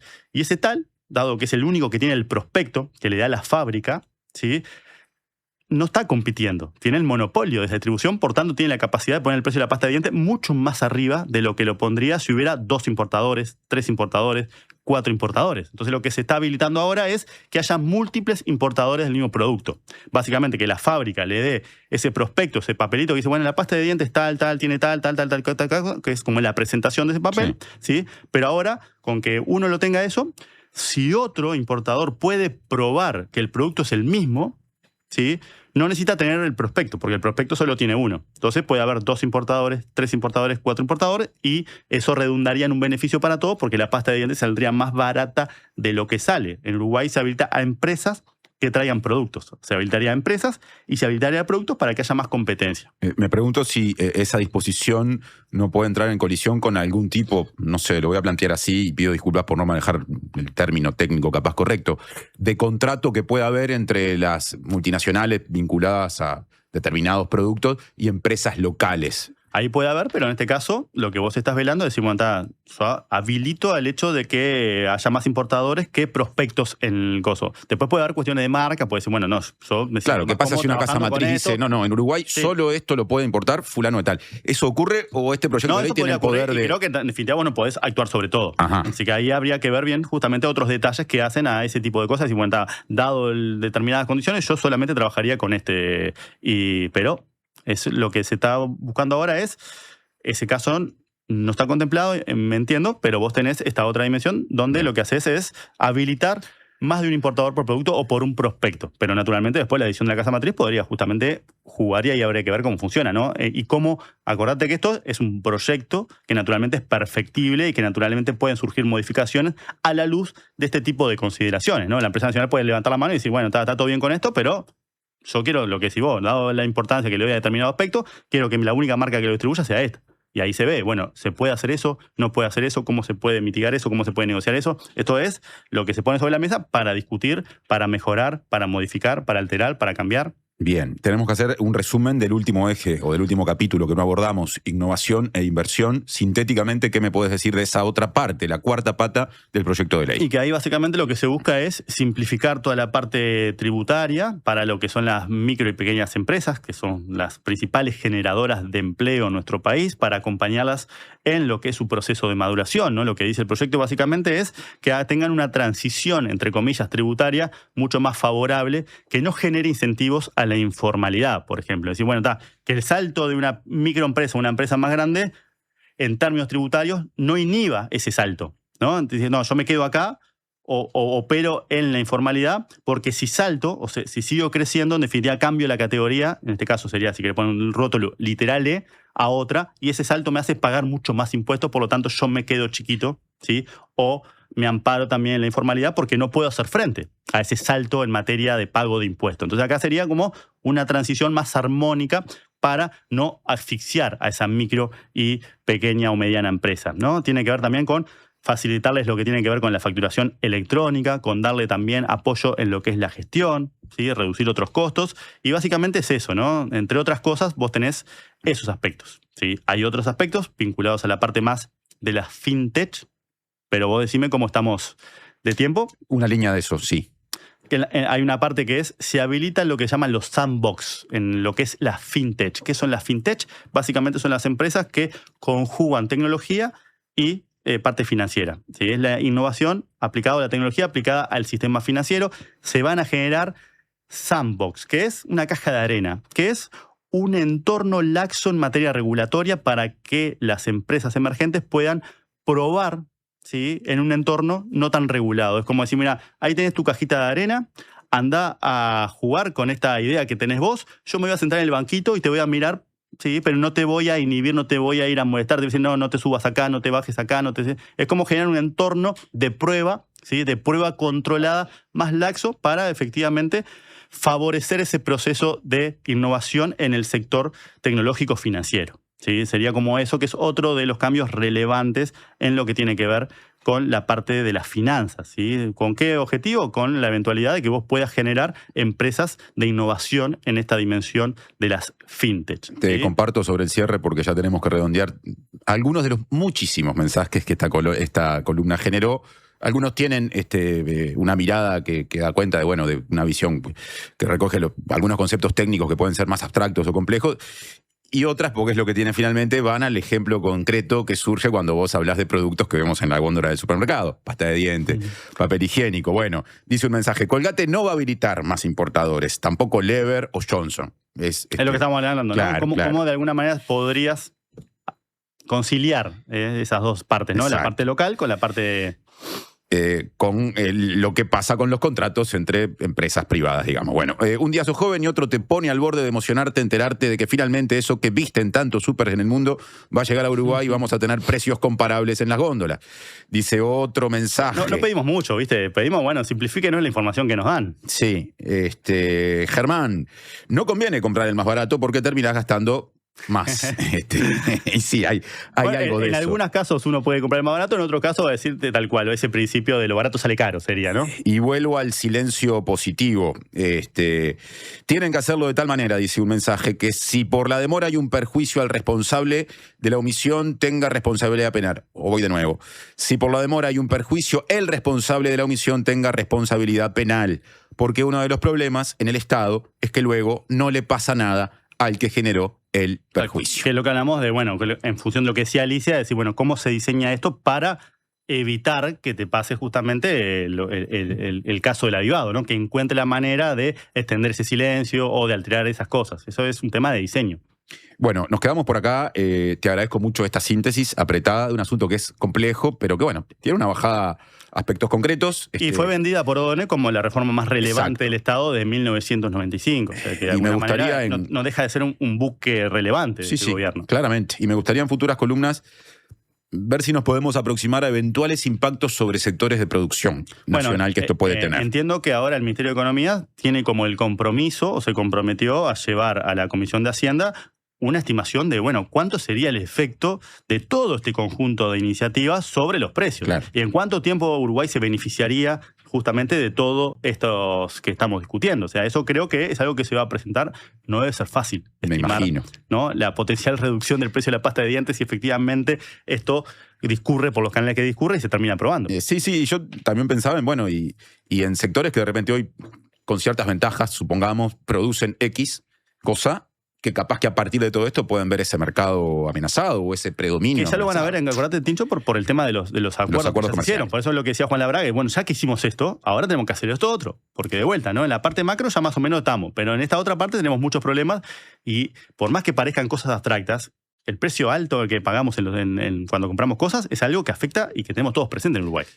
Dejamos entonces el compromiso para darle una segunda parte cuando eso va a estar largo, ¿no? Porque esta discusión más claramente expresados. Gracias, Germán. Gracias a vos, Tincho. Así cerramos una primera parte del programa que generó mucho interés en la audiencia. Ya venimos con otros asuntos que, si tenemos suerte con una llamada que queremos hacer, también nos van a conectar con un sector de la producción, hablando de competitividad, que está en problemas. Sí, el sector de la cerveza. Esa mano que ven ahí, que nos siguen por streaming, es la mano de Germán de Agosto. La mano invisible del mercado no, en este caso. Pausa. Presentó Universidad Católica del Uruguay. Creamos futuros. Llegó el yogur. Rico, cremoso, con 11 gramos de proteína y probióticos. Probá el yogur. En sus dos versiones, natural y sin azúcar. El yogur griego más uruguayo es de Conaprole. En Habitab, resolvé todas tus gestiones. En nuestros más de 520 locales de todo el país. Y también desde nuestras aplicaciones. Más información en habitab.com.uy. No somos muchos, no somos pocos, pero estamos todos locos. No somos muchos, no somos pocos, pero estamos todos locos. Llega el Mundial y nos volvemos todos locos. Todos los partidos, la mayor cobertura y más de 1000 horas en vivo. Mira todo el Mundial por T-Sports, en DirecTV y T-Go. Recarga ahora tu DirecTV prepago desde 300 pesos. El rendimiento de los 300 pesos varía según tu plan y premiums contratados. T-Go no se encuentra disponible para clientes Light prepago.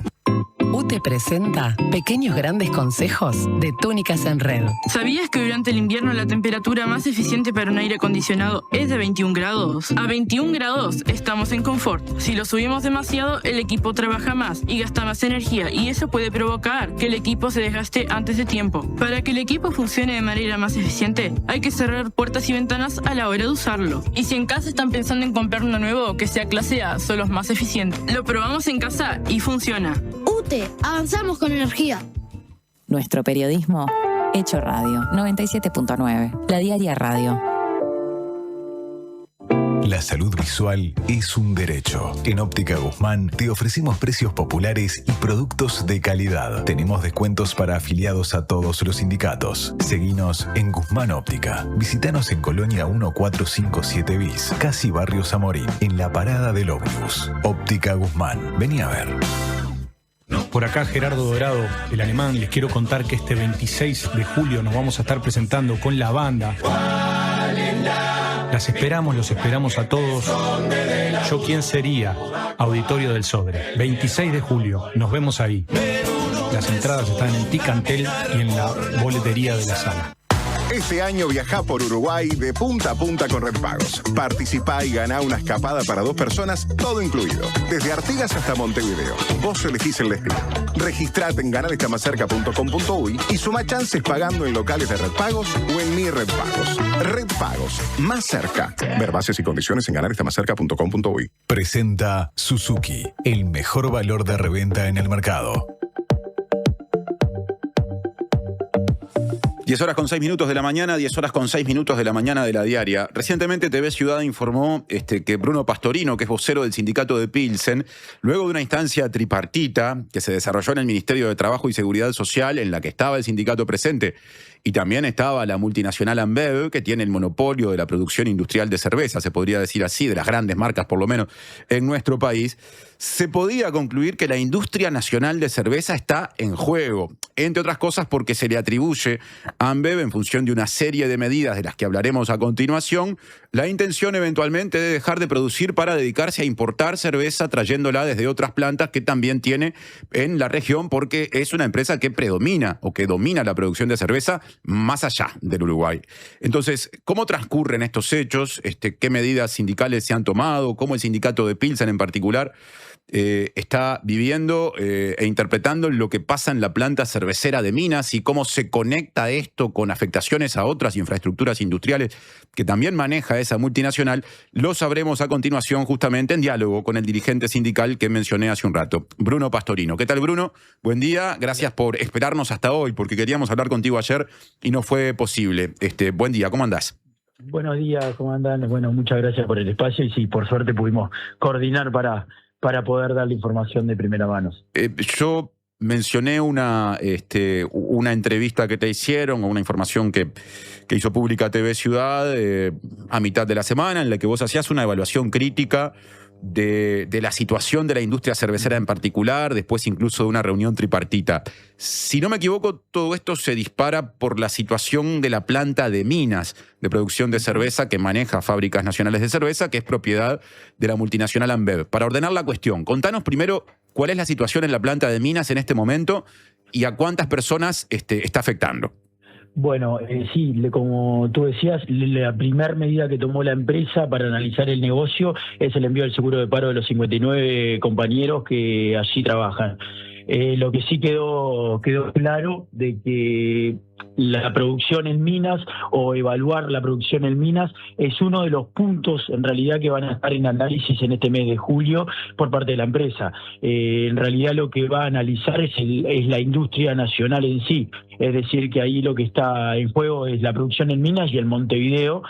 Y una de las hipótesis, como tú mencionabas, que ponía arriba de la mesa, era la posibilidad de transformarse en una mega importadora y dejar de producir en Uruguay.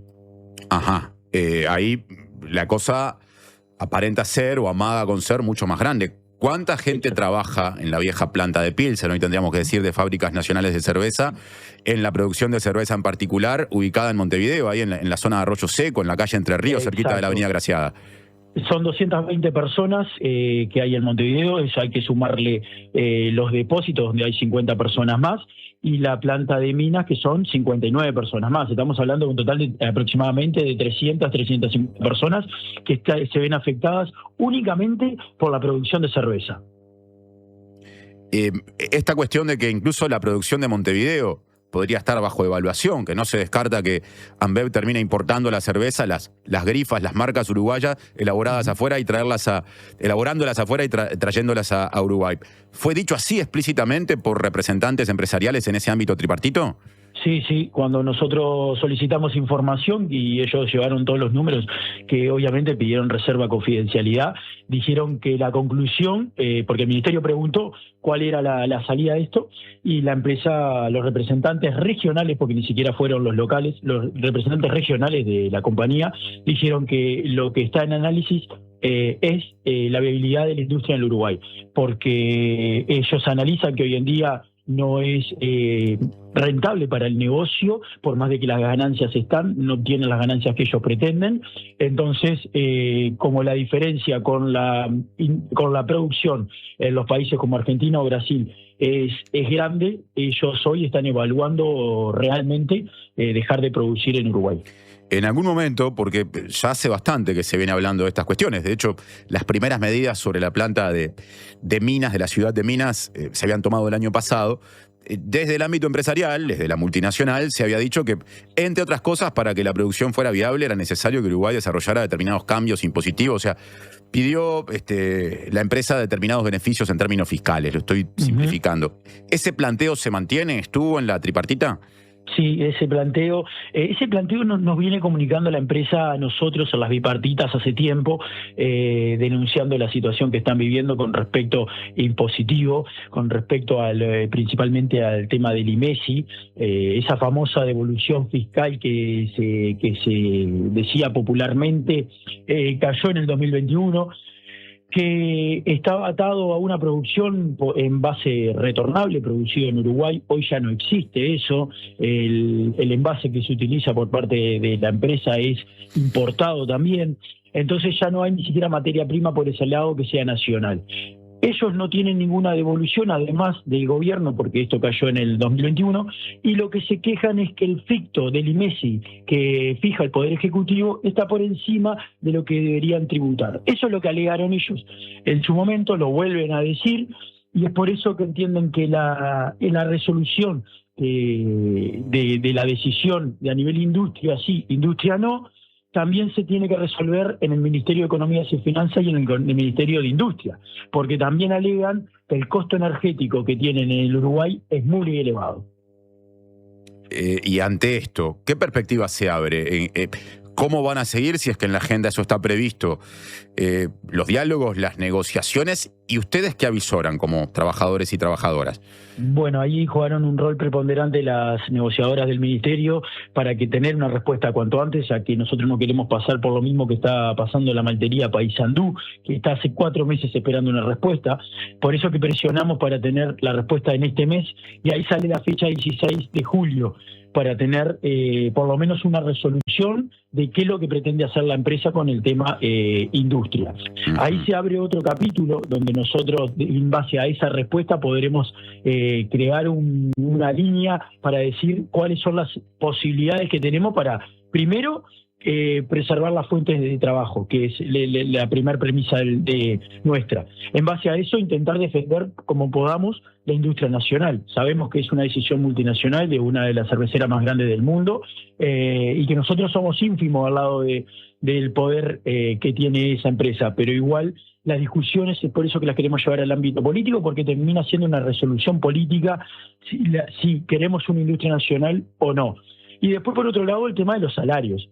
También se nos dijo que su competidor, que es las importadas, tienen salarios menores, los que distribuyen, que los que tenemos nosotros. Ahí se abre otra discusión más, que sería que en caso de que nos quedemos distribuyendo bebida, quieren ver menguado nuestro salario. Esa es otra discusión que también tendremos que dar. Por eso, la conclusión para nosotros del sindicato es que estamos frente a una embestida por parte de la empresa donde está tomando resoluciones tajantes, a diferencia de hace años anteriores donde se venía emparchando situaciones. Ahora no quieren parchar más estas situaciones y quieren una solución de fondo.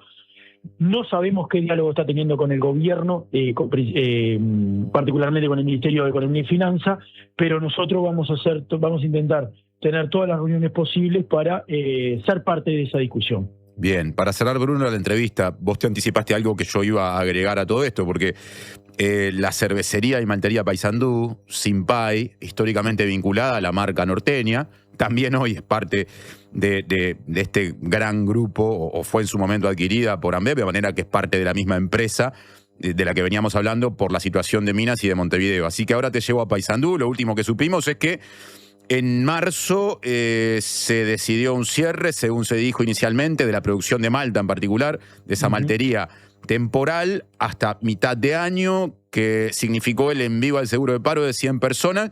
Y más recientemente, desde el Sindicato de Obreros y Empleados de Norteña, o sea, la gente que trabaja allá en Paysandú, se dijo que no había certeza de reapertura, incluso que podrían modificarse las fechas inicialmente manejadas. ¿Hubo alguna novedad o algo nuevo? ¿Hay algo para agregarle a este cuadro de situación que yo acabo de hacer o a este repaso que hice? Absolutamente nada. Por parte de la empresa, lo único que dicen es que están analizando el negocio. Nosotros eso nos preocupa mucho. Primero que nada por la incertidumbre. Creo que es lo peor que podemos padecer como trabajadores, en no saber qué nos va a pasar. Es preferible que nos terminen diciendo cuál es la resolución de la empresa y ahí ver cómo nos arreglamos, que tener esta incertidumbre. Los compañeros hace 4 meses, es insostenible, estamos exigiendo respuestas. Hace un par de semanas tuvimos una movilización también para exigir a las autoridades del gobierno que se involucren en este tema para poder tener también respuestas. No ha cambiado nada de lo que tú has descrito en esta situación con los compañeros de Simpay. Bruno Pastorino, dirigente de la Federación de Obreros y Empleados de la Bebida y también del Sindicato de Pilsen. Muchas gracias por estos minutos. La cuestión está abierta y seguramente conversemos en breve. Muchas gracias a ustedes por el espacio. Saludos. Tiempo de pausa y seguimos haciendo la mañana de la diaria con repaso informativo. Ya calienta para entrar también nuestro cartógrafo de cabecera para hablar de 12 arroyos que viven en los cimientos de Montevideo. Presentó Suzuki. Tu nuevo auto ya tiene un comprador. Desde hace 30 años, el Centro de Capacitación de Fundación Itaú forma profesionales que aportan valor a la sociedad uruguaya en el campo de la cultura. Comenzá a formarte en agosto en Gestión de la Producción Artística, una capacitación a distancia, intensiva, ágil y práctica que te permitirá proyectar tu futuro laboral en las industrias culturales. Próximo comienzo, 6 de agosto. Cupos limitados. Más información en www.fundacionitaú.com.uy. Fundación Itaú. 30 años gestionando cultura. Hola, soy Agustín de Paysandú. Quería pedirle si pueden pasar la canción esa que dice "Te busqué en mi auto rojo a las 6". Bueno, un saludo a mi vieja y a todos los que están escuchando. Ah, y si alguien vende un Celerio, que me tire un mensajito por favor al 098-723. Cuando compras un Suzuki 0 kilómetro, los futuros compradores vienen incluidos. Lleva el tuyo vos también y asegurate la reventa. Visítanos en suzuki.com.uy o en cualquier concesionario del país. Suzuki te entiende.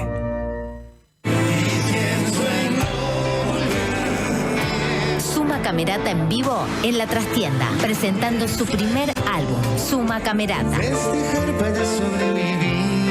Por entradas agotadas, nueva función. Domingo, 2 de agosto, 21 horas. Suma Camerata en vivo en La Trastienda. Localidades limitadas disponibles en Pass Line.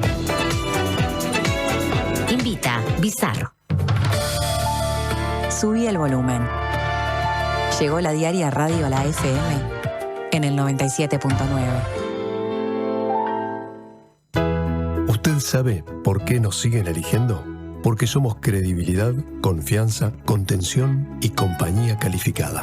Porque además le brindamos a los socios más de 20 talleres multitemáticos en la Fundación SECOM destinados a promover la calidad de vida y muchos beneficios más. Porque estamos para usted las 24 horas, los 365 días del año. SECOM, primer servicio de compañía de Uruguay y del mundo.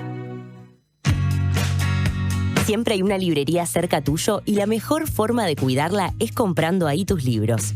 En la diaria amamos las librerías y el amor es correspondido. Por eso con tu suscripción accedes a un 15% de descuento en las siguientes librerías de Montevideo: Guarida, La Libélula, Lannister, Afrodita, Pocho Libros, Librería Montevideo, Lotremont, Oso Libros, Lecturas Cómics y Librería Selvirrey. Leer tiene beneficios. La diaria. Presenta Banco República, 130 años de nuestro Banco País.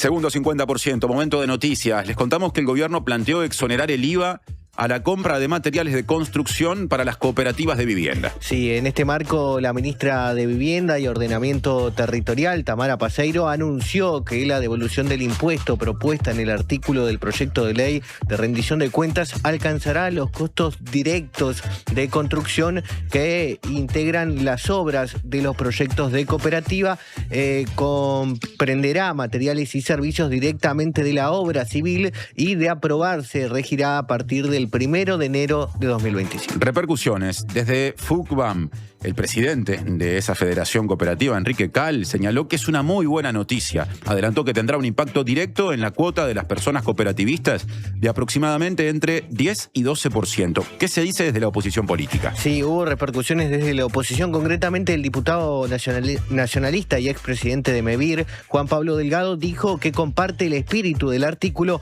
pero advirtió que dice que no van a estar todas las cooperativas, sino que algunas de ciertas características y que el gobierno va a tener que fijar el límite del crédito del impuesto. Dijiste Partido Nacional, cambiando de tema, les cuento que el Partido Nacional evaluará la posibilidad de presentar una denuncia penal por situaciones vinculadas a ACE. Sí, recordemos que esta posibilidad ya había sido adelantada el 9 de junio por el diputado nacionalista Federico Casareto, que en ese momento dijo que se haría la denuncia penal en caso de que no prosperara la conformación de una comisión investigadora parlamentaria por la gestión de ACE. Justamente, como no hubo acuerdo, es que Casareto dijo ya más recientemente a La Diaria que en la próxima reunión de la agrupación de gobierno de su partido, esto es la semana que viene, se va a abordar el tema y que la idea es que la agrupación apoye la eventual denuncia para que no sea una cosa solo de 2 o 3 integrantes de la bancada. Y además, por un lado, aspira también Casareto a coordinar acciones con el directorio partidario y por el otro dijo que se buscará coordinar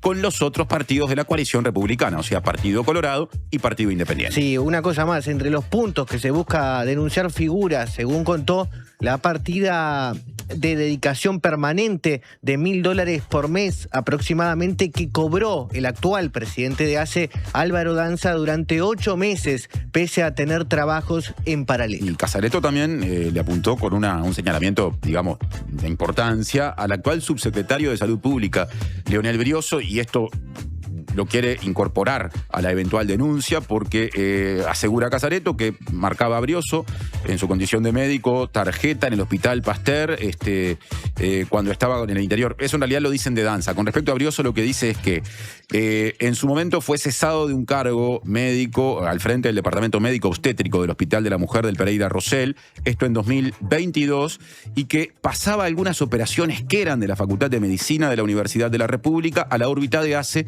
para cobrar una partida quirúrgica. Es una acusación gruesa. Sería interesante conocer, por supuesto, la opinión de Brioso, y Casareto pretende incluirla en esa denuncia, que habrá que ver si recibe el acompañamiento que él pretende de la agrupación de gobierno de su partido, del directorio del Partido Nacional y eventualmente de la coalición republicana. Hay varios círculos concéntricos en esto y hay algunas etapas que todavía no sabemos si se, digamos, ordenarán o darán como Casareto pretende. Sí, Martín, yo marcaba esa fecha, el 9 de junio. Bueno, recordemos que en la órbita parlamentaria hubo esa discusión, ¿no? Por un lado, aquella investigadora que quería abordar específicamente la gestión de Cipriani, esto impulsado por el oficialismo, y después otra comisión más amplia que se impulsaba por parte de la oposición. Recordemos que también como antecedente hay una denuncia penal sobre la gestión de Cipriani, impulsada obviamente por las actuales autoridades. 10:24, estamos haciendo la mañana de La Diaria.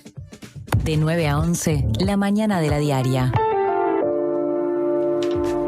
7 grados 8 décimas en este momento en Montevideo, la máxima prevista para hoy, bajita, de apenas 11 grados. Cumplo con un par de mensajes y voy a pausa. Beatriz y Álvaro nos escuchan desde Lomas de Solimar y nos mandan, bien temprano lo hicieron, nos mandaron la foto de la estufa que tienen a full justamente.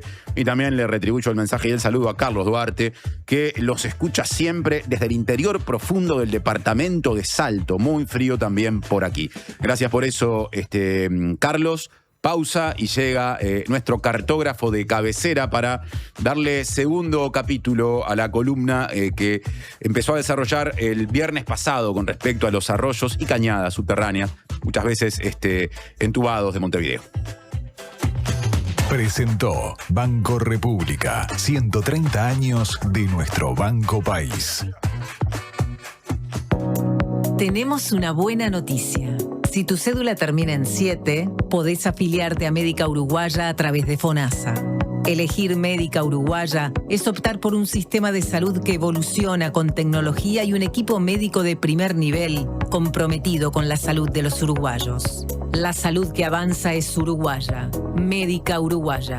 Por más información, comunícate al 2487-4950. Protege y embellece tus maderas con protectores de maderas Farben. Tecnología de última generación al servicio de tu propósito. Con acción fungicida, protege de los rayos UV y es hidrorrepelente. Indicados para maderas en interiores y exteriores. Ideales para puertas, ventanas, portones, muebles de jardín y decks. Protectores de maderas Farben. Encontralos en tu pinturería o ferretería de confianza. Última oportunidad para ponerse al día con la contribución inmobiliaria en Canelones. Hasta el 30 de octubre, accedes a convenios sin multas ni recargos y hasta en 60 cuotas. Informate por el 1828 o a través de imcanelones.gov.uy. Nunca fue tan fácil ponerte al día. No pierdas esta última chance. Canelones, avanza con la gente. Una radio para escuchar todo el día. La Diaria Radio 97.9. Imaginá llegar al aeropuerto de Carrasco y dejar tu auto a solo unos pasos del check-in. Descubrí el nuevo Indoor Parking, un estacionamiento techado con acceso directo a la terminal. Seguridad, comodidad y la mejor ubicación para que viajes sin preocupaciones. Aprovecha nuestras promos de larga estadía y asegura tu lugar a tan solo un clic. Reserva ahora en aeroshop.com.uy. Indoor Parking Aeropuerto de Carrasco. Estaciona, volá y disfruta. Primero está la tierra, el origen, la esencia, lo que es único y propio de una localidad remota en la inmensidad del mundo. Después, la tradición y la historia, lo que cuentan los que entienden de los ciclos y tiempos de la naturaleza. Al final está el cuidado y el respeto por todo ese recorrido. 6 Montes, cafés del mundo tostados en Uruguay. Te esperamos en nuestra tienda en Rivera 2208, esquina Polié, o en la web. Si cuando pensás en el futuro sentís que tu voz interior deja de hablarte normal y empieza a hablarte de una forma extraña, particular, utilizando un lenguaje excéntrico y un tono exacerbado, mientras escuchan sonidos de efectos especiales y música dramática, es porque te estás haciendo demasiado la película. La mejor forma de prepararte para el futuro es con Ahorro Más Vida de Banco de Seguros del Estado. Consulta con tu asesor de confianza en nuestras oficinas o en bse.com.uy. En Vida BSE podés confiar toda tu vida.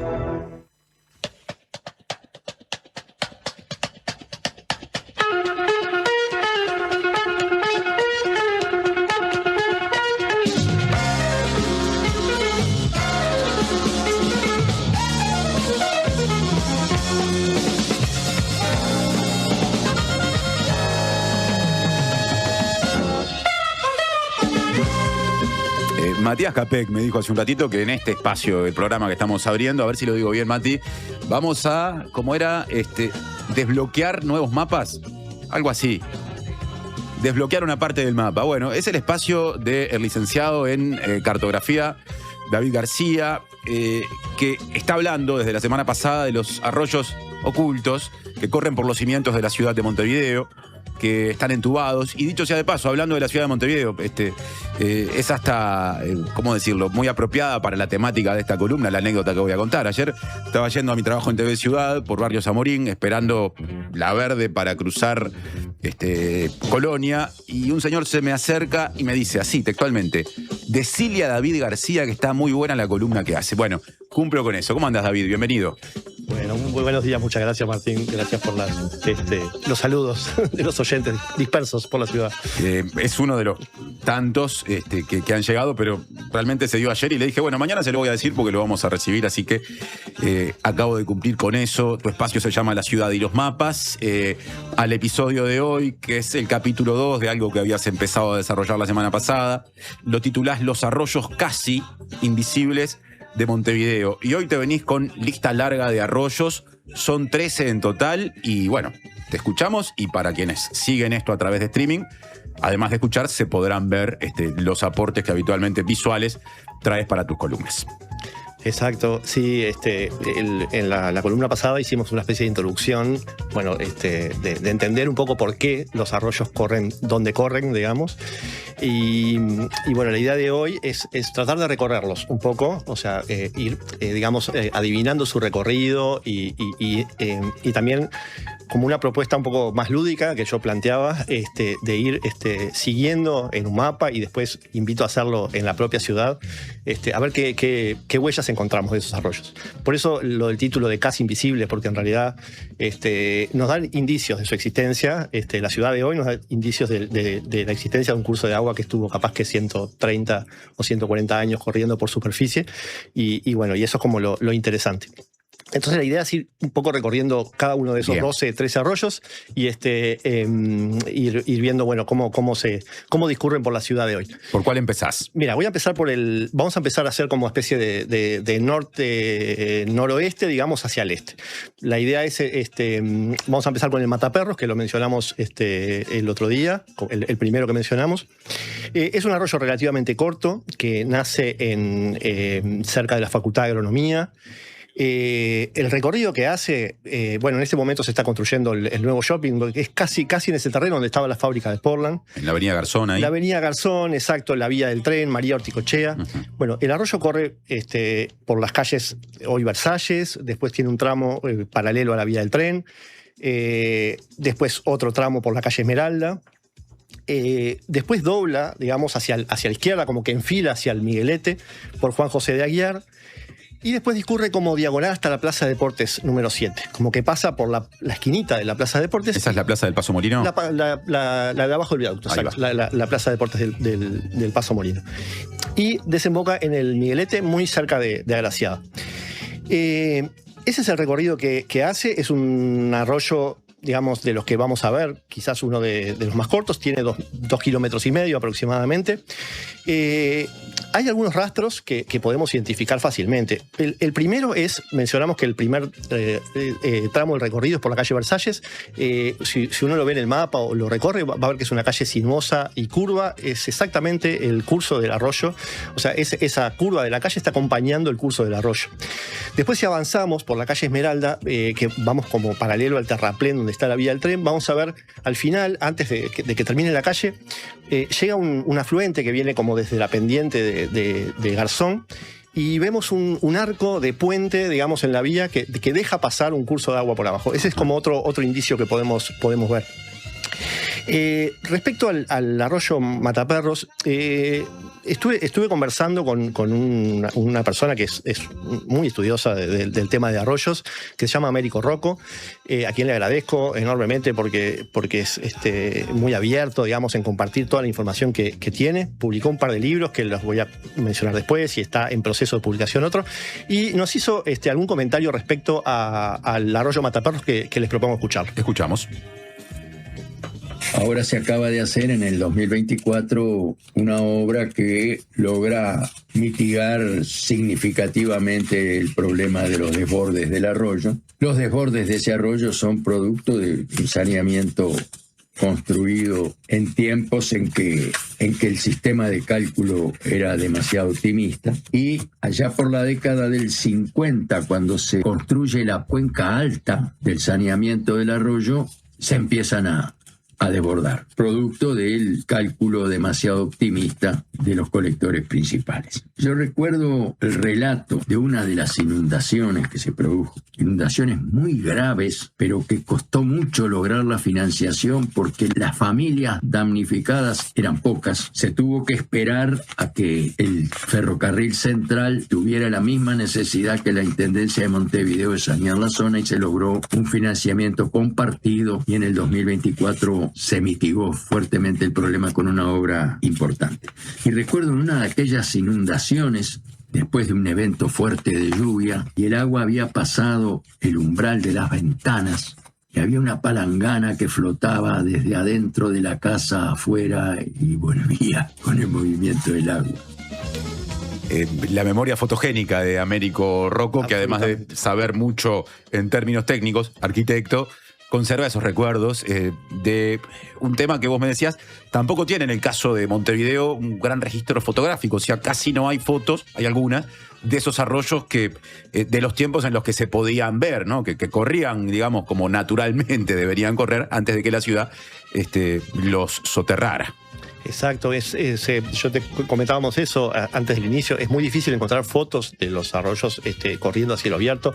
Hay algunos en particular, bueno, de los que se mantienen, por supuesto, el Miguelete, porque constituyó un paseo obligado, digamos, para la sociedad montevideana, y algún otro del Pocitos, por la actividad de las lavanderas, pero después es como muy difícil encontrar registros fotográficos. Del Mataperros, de la zona del oeste de Montevideo, nos vamos al arroyo del Cerrito, o Montevideo Chiquito. Yo estoy leyendo los nombres que David aporta, te escucho. Exacto, sí, exacto. El nombre, digamos, más común es del Cerrito, pero en varias fuentes cartográficas figura como Montevideo Chiquito.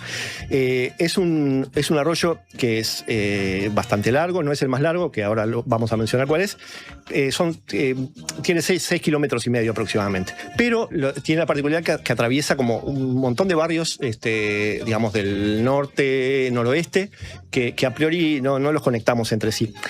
Este arroyo empieza en Villa Española, por el comienzo de Varela. Viene como de la cuchilla, de la pendiente desde 8 de octubre y corre por lo que es Varela en principio, y después hay una calle que se llama Avenida o Rambla Costanera del Arroyo Cerrito, o sea que dice explícitamente su condición. Tiene una curva, después acompaña la curva de Jacobo Varela y sale a propios, digamos, a Valle y Ordóñez, en la esquina de Marne.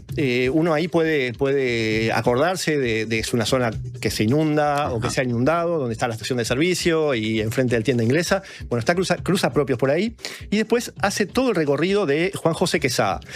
Si uno se para en cualquier parte de Quesada, por ejemplo, y después más adelante de Ehrlich, mira para los costados y hay subida para los dos lados. Esas dos subidas son las cuchillas que acompañan, digamos, la calle Propios o Valle y Ordóñez y Luis Alberto de Herrera. Esos caminos, en esos tramos, iban sobre una cuchilla. Bueno, en el fondo de esa cuchilla, en ese valle, está corriendo el arroyo del Cerrito. Continúa el recorrido por atrás del Parque Posadas, Felipe Carapé, que también conserva el nombre de Costanera, y desemboca en el Miguelete, un poquito más al norte que la calle Millán. Unas grandes, no sé cómo decirle, bocas que asoman al Miguelete a la altura del Parque Posadas, puede que sean la salida del arroyo chico al arroyo grande, al Miguelete en este caso. Exacto, sí, exacto, tal cual. Esos indicios que también lo podemos ver en el Mataperros, que lo mencionó Américo, que se hizo una obra hace muy poquito, lo habíamos mencionado, vos lo habías comentado en la columna pasada. Se pueden ver en la desembocadura, claro, digamos, el enorme caño que está al borde del Miguelete y desaguando el caudal del arroyo. Ese arroyo del que estabas hablando, del Cerrito Montevideo Chiquito, tiene más de 6 kilómetros, 6,5, pero queda a la sombra en extensión de uno que aparte ya llama la atención por uno de sus nombres, el Quita Calzones, o también conocido como de Morales para la gente más pudorosa. 7 kilómetros 600 metros, 7.648 metros. Hablemos de ese, el tercero del que vas a hablar. Sí, el Quita Calzones está en el podio de los largos de arroyos de Montevideo. También tiene la particularidad que atraviesa muchos barrios. En este caso también discurre, digamos, entre dos cuchillas que acompañan dos calles que siguen existiendo. De eso vamos a hablar en algún momento, también de los caminos, del trazado de los caminos respecto a las elevaciones. De un lado tenemos la cuchilla que va por Luis Alberto Herrera y del otro la cuchilla que va bajo Garibaldi, digamos. En el quiebre entre esas dos cuchillas discurre el arroyo Quita Calzones o de Morales, como aparece también en algunas fuentes cartográficas. Bueno, comienza, digamos, en La Unión, cerca, digamos, más que La Unión, La Blanqueada, en realidad me van a criticar porque es muy cerca del Parque Central, o sea que es la zona de La Blanqueada. Mariano Moreno, exacto. De hecho, corre por Mariano Moreno, cruza Boulevard Artigas a la altura de Yaguarí, ahí se une con un ramal que viene como por Estero Bellaco. Después cruza como en diagonal hasta General Flores y Boulevard. Y después sigue el trazado de Mayestid, que podemos ver también, que podemos, si nos paramos en cualquier parte de Mayestid, Carmelo, también vemos subidas hacia un lado, hacia otro. Bueno, donde hay subidas de un lado y otro, probablemente por ahí corra un arroyo, ese es un indicio interesante. Después se acerca a la zona de Atahualpa y corre por abajo de Juan Carlos Blanco. ¿Tá? Eso también, el trazado de Juan Carlos Blanco, el ancho, el cantero, se debe a que, sea, eran los dos caminos que iban al margen del arroyo, que después quedó bajo tierra. Interesante eso que decís. Nunca había pensado que esa calle tan linda, lamentablemente ahora sin palmeras. Sin palmeras, el Picudo hizo lo suyo. Exacto. En realidad tenía esa característica tan particular porque en realidad sigue el cauce de un arroyo o se superpone con él. Exacto. Y a la altura de Dufour y Álvarez tuerce, digamos, a la derecha y después sigue más o menos paralelo a Berro, cruza Agraciada a la altura de Lozano y Rafa Arrosa y desemboca en el Miguelete a la altura de Uruguayana, un poquito más al sur de Uruguayana. Tenemos varios indicios, digamos, para poder encontrarlo hoy y hay un par de indicios que tienen que ver con intervenciones que se hicieron después, que los vamos a introducir ahora y los vamos a mencionar en varios de los arroyos, que son los tanques de amortiguación. Hemos escuchado en los últimos años, digamos, una obra, digamos, recurrente que ha hecho la Intendencia, el Servicio de Saneamiento, es generar tanques de amortiguación, ahí va, para que el caudal de agua que no pueda absorber el saneamiento se quede, digamos, recluido ahí en ese tanque y después cuando pare la lluvia o lluvias intensas se bombea y ahí se desagota por los colectores. A esta cuenca, digamos, a este arroyo, están asociados dos tanques de amortiguación. El tanque Quijote, que está en la esquina de Mariano Moreno y Quijote, y el tanque que está al costado del Liceo 26, el Liceo Liber Falco. Estos tanques, el tanque Quijote tiene un tamaño, digamos, mediano, son 5.400 metros cúbicos. Yo hice el cálculo, porque a veces es difícil hablar de metros cúbicos, con piscinas olímpicas. Imaginar una piscina de 50 metros por 25 por 2 metros. Bueno, el tanque Quijote equivale a 2 piscinas olímpicas llenas de agua. Claro.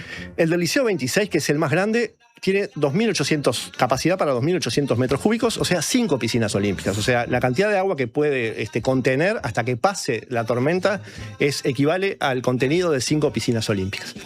Y otra particularidad es que en un momento se hizo un desvío del arroyo en Juan Carlos Blanco y Dufour y Álvarez para, digamos, evitar el recodo que iba hacia el Miguelete y que desagotara directamente en la bahía.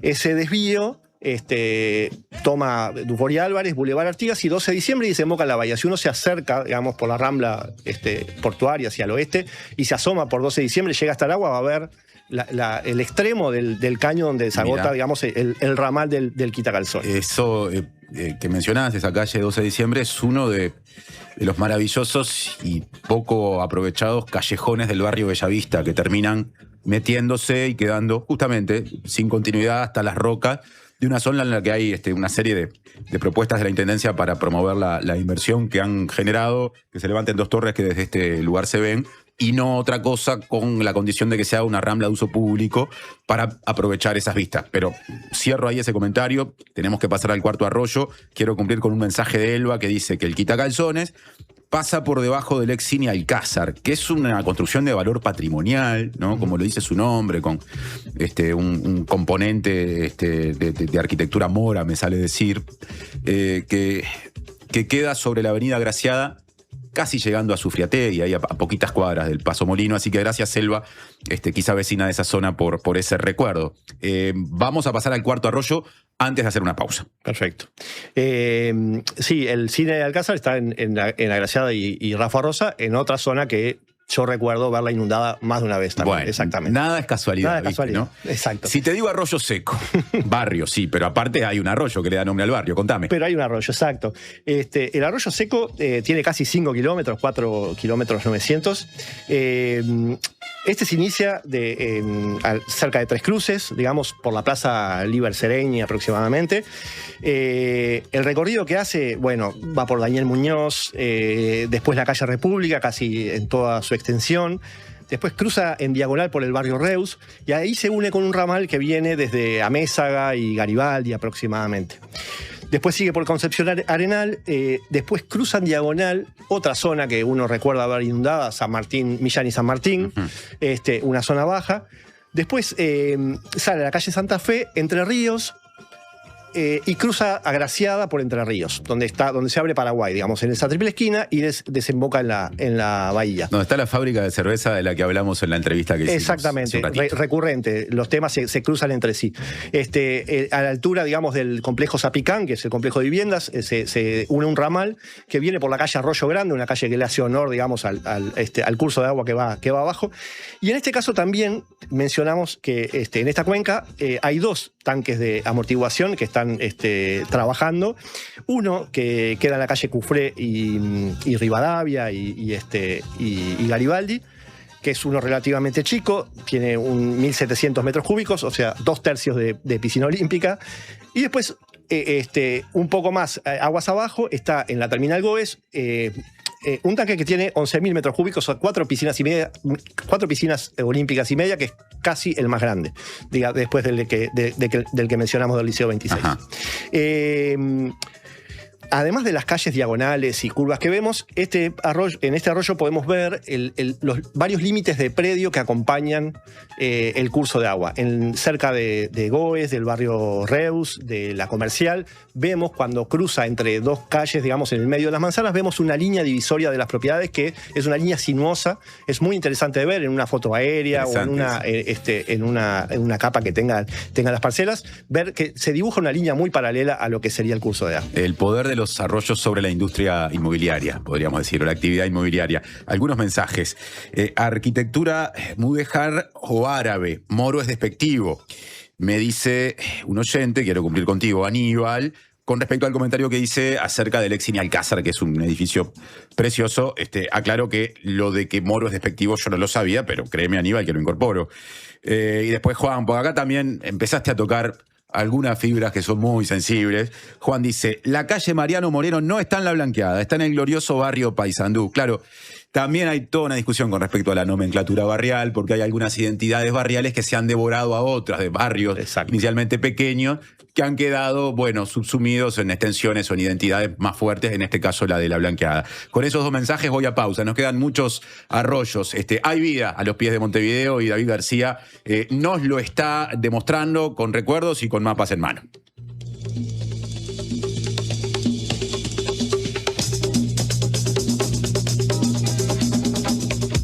¿Cómo es estudiar en la UPU? Es ser parte de la propuesta universitaria más innovadora y actualizada del país, que te impulsa a desarrollar tus talentos, construyendo el futuro de una comunidad, de muchas generaciones, de un país. Esta es nuestra universidad, la UCU, el futuro que está en vos y en nosotros. Buen día, acá Leo desde Colonia, los escucho siempre desde el laburo, gracias por la compañía todas las mañanas, y aprovecho a mandarle un saludo a mi mejor amiga Belu, que estoy esperando que me venda el Swift. Dale, Belu, dale. Cuando compras un Suzuki 0 kilómetro, los futuros compradores vienen incluidos. Lleva al tuyo vos también y asegurate la reventa. Visítanos en suzuki.com.uy o en cualquier concesionario del país. Suzuki te entiende. Cuando pienso en lo importante de estar cerca, no pienso solo en la distancia. Pienso en sentir que si pasa algo, hay alguien ahí. Porque la salud no es algo en lo que pensás todos los días hasta que lo necesitas.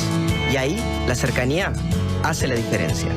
Saber que tenés un sanatorio cerca, que hay una policlínica cerca y que no estás solo. Yo elijo estar cerca. Y por eso, elijo a la única mutualista con 5 sanatorios y 50 policlínicas. Si tu cédula termina en 7, afíliate vos también al Círculo durante todo julio. Llama ahora al 1870 o en circulocatólico.com.uy. En el Círculo, estamos con vos. Una radio para quedarte escuchando. La Diaria Radio 97.9.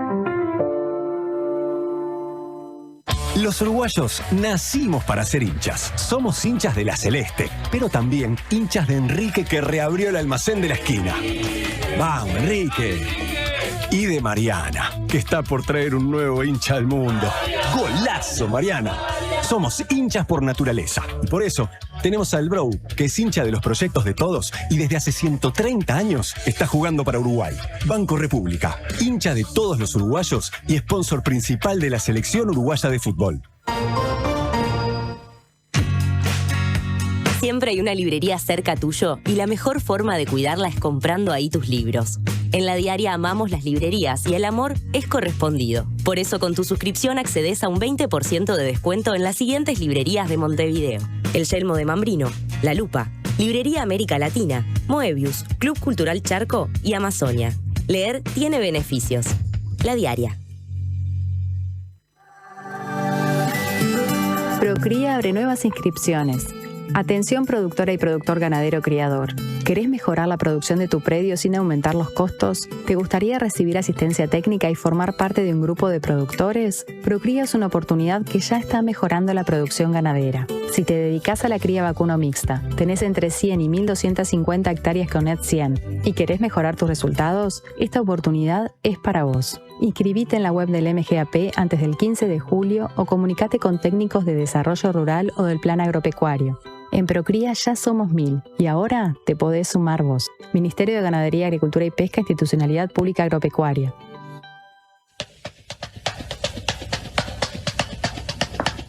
...10:51, sigue David García haciendo su columna La Ciudad y los Mapas, hablando de arroyos subterráneos, o mejor dicho, entubados, en Montevideo. Muy interesante, nos dice una oyente, información que va a enriquecer mis caminatas por esta ciudad que amo. Vi la construcción del pilotón que se hizo en Goes. Otro mensaje que llega, nos habla del cine Alcázar, nos manda creo que una foto, muy buena la columna, nos dice Alicia. Había otro mensaje vinculado a la arquitectura del ex cine Alcázar. También se le puede decir morisco a ese estilo arquitectónico. En fin, David, no pasás inadvertido para la gente que nos escucha. Gracias a todos y a todas por escribir. Te quedan 2 arroyos más para hoy y les adelanto que el viernes que viene se va a cerrar el repaso con el 3er capítulo, así que habrá para una semana más. ¿Por cuáles seguís ahora? Bien, siguiendo en el orden que veníamos, el siguiente que tenemos es el arroyo de las Canarias. También lo mencionamos en la primera columna cuando hablamos de la playa de la Aguada, porque desembocaba en el extremo sur de la playa de la Aguada. También figura como en algunas fuentes como Miguelete Chico. De hecho, ya creo que también lo mencionamos, la calle La Paz se llamó Miguelete, digamos, todo el tramo de La Paz hasta Ejido se llamó Miguelete, que es por encima de donde corría el arroyo. Claro. Este arroyo nace en 18 de julio y Tristán Narvaja aproximadamente. Baja por Tristán Narvaja, hace como una especie de curva hacia Miguelete y Hermano Damasceno. Ahí se une con un par de ramales, uno que viene de Hermano Damasceno desde la loma de 18 de julio, otro que viene por Gianelli, que es ese callejoncito que sale a Nueva York y Piedra Alta, que si lo vemos de frente, si uno se toma el 149 y hace la curvita, ahí ve la bajada que viene y se puede imaginar el agua corriendo por esa pendiente. Después cruza Ejido y se une con un ramal que baja por Ejido, y ahí vamos a ver que quiero mencionar, porque si uno va con ojos atentos, bajando por Ejido y llega a La Paz, uno se va a encontrar con que la manzana que está a la izquierda tiene una especie de chanfle. Uno puede doblar un poquito antes. Bueno, ese chanfle, ¿por qué está ahí? Porque ahí había un recodo del arroyo de las Canarias. Aparecen todos los mapas. El arroyo hacía un pequeño recodo y el chanfle de la manzana está acompañando ese recodo y permaneció hasta ahora. Es como muy interesante. Y después siguió por La Paz hasta la altura de Rondó, que era donde se iniciaba la playa de la Aguada y desembocaba ahí. Quiero compartir otro audio que trajimos de Américo. Américo Rocco. Américo Rocco, y después cerramos con un par de consideraciones más de este arroyo. Arquitecto Américo Rocco, lo escuchamos.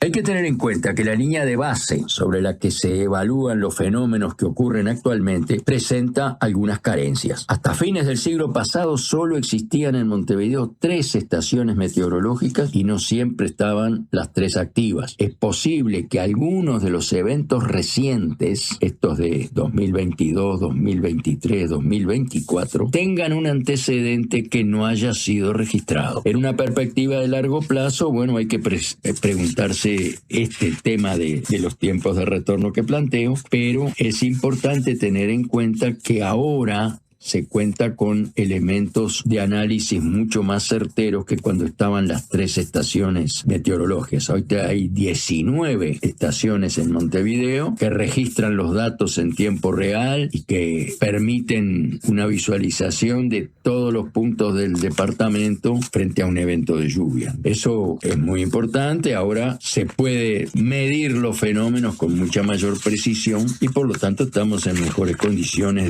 de hacer el seguimiento y corregir los problemas. Estaba Rocco, ¿algún agregado para hacerle a lo que decía? Sí, bueno, él comentaba un poco de cómo se ha modificado, digamos, la base de cálculo sobre el cual se dimensionaban los caños para hacer los desagües, y asociado con, en el caso particular de las Canarias, con las inundaciones de la zona de La Paz, de las que se habla digamos, recurrentemente por razones obvias. Respecto a este arroyo, hay 2 consideraciones que son importantes. Una es, si uno piensa, ¿se acuerdan que el recorrido de este arroyo bajaba por Tristán Narvaja, Gaboto, digamos, hasta Galicia? Y si se acuerdan, el arroyo seco iba por República. Entre esos 2 puntos hay una especie de zanja enorme, que capaz que no la pensamos así, porque corre la calle Galicia por abajo, que es donde corría el tren del norte. Esa zanja, una especie de trinchera, lo que hizo fue unir 2 cuencas. Entonces le agregó al arroyo de Canarias un montón de agua que venía de la cuenca del arroyo seco. Eso fue una intervención artificial, que en realidad la finalidad era otra, pero para pensar también que los movimientos que se hacen o construcciones en la ciudad, cómo modifican o pueden modificar el volumen de agua que tiene que desagotar por un lugar o por otro. Y además, otro comentario respecto a esto es en el punto donde se agotaba, en la playa de la Aguada, con la construcción del puerto hubo una enorme discusión entre varios ingenieros y comisiones técnicas y políticas respecto al saneamiento para evitar que los caños de desagüe terminaran en la bahía y contaminaran el agua del puerto, que es un agua mucho más quieta, entonces iba a diluir un poco menos. Entonces se hizo una obra monumental, diría yo, que es un enorme colector, un caño tipo túnel que nace en Rondó y Galicia, cruza toda la cuchilla de 18 de julio por Rondó y termina en la calle Paraguay, en la Rambla Sur. La finalidad de ese caño era desagotar toda el agua de la cuenca de las Canarias y parte de los caños que desagotaban en la bahía, en el relleno de la Aguada, hacia la Rambla Sur. Eso es un enorme túnel hecho en la roca, digamos, que a la altura de 18 de julio, que es la parte más alta, está más o menos a 30 metros de profundidad, digamos, para pensar. Se pueden buscar, hay alguna foto de ese colector, hay alguna foto que de varias personas, se ve el techo de roca y la parte lisa de abajo. O sea, es muy interesante. Naturaleza e ingeniería, podríamos decir, es impresionante, fascinante el mundo que hay a nuestros pies, todo lo que hay abajo de la ciudad. Intervenciones muchas veces necesarias para que tengamos mínima calidad de vida, pero también muchas veces generadoras de problemas que no siempre se calculan o se advierten debidamente. Nos tenemos que ir ya, vos como siempre seleccionaste una canción para la despedida, pero yo sé que antes querés hacer una mención a alguno de los libros que trajiste y me parece de justicia que lo hagas antes del cierre. Sí, yo vine, digamos, munido de 2 libros que son escritos por Américo Rocco. Uno que se llama Historia olvidada de un arroyo escondido, que tiene ya algunos años, que habla del arroyo de las Canarias. Y otro que se llama Por los arroyos del buceo, que habla de los arroyos que vamos a mencionar en la próxima columna. Y tengo una primicia exclusiva, y es que está próximo a salir un nuevo libro que habla del quitacalzones. Estuve conversando con Américo, está trabajando en eso, se supone que en 2 o 3 meses está saliendo, así que bueno, tenemos más material para seguir buceando. Los recomiendo, pero fervientemente, porque tienen mucha información respecto a los arroyos, respecto a la historia, respecto a la evolución de la ciudad en las zonas donde están los arroyos, así que los invito a leerlos con detenimiento. Igual de nos dice que esos nombres que llaman la atención como quitacalzones son comunes en todo el país. O sea, hay algunas lógicas, ¿no? Casi que picarescas, que se han usado en otros lugares del país para hablar de arroyos, por, bueno, algunos de los efectos que estos han causado. Y hablando del interior, de voces profundas y nacionalizando una columna que asumimos es muy urbana y muy montevideana, te vas con música que, bueno, también nos va a llevar a esa otra parte del país y va a ser la canción de despedida. ¿Cuál es? Sí, es como una referencia inevitable del gran Osiris Rodríguez Castillo. Voy a leer un pequeño verso que dice: hay un reino bajo el agua, un sauce me lo contó, donde el pejerrey escucha y canta el bagre cantor.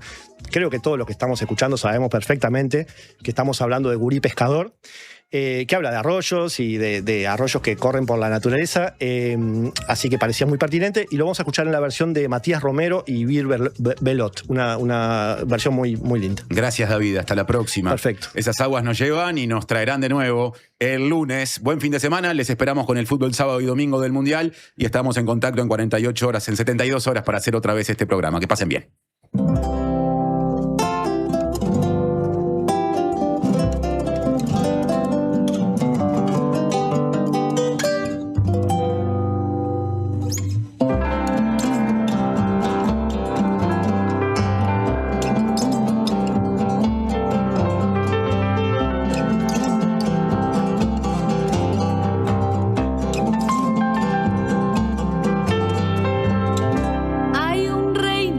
Bajo el agua, un sauce me lo contó, donde el pejerrey escucha y canta el bagre cantor, en la taipa de una sude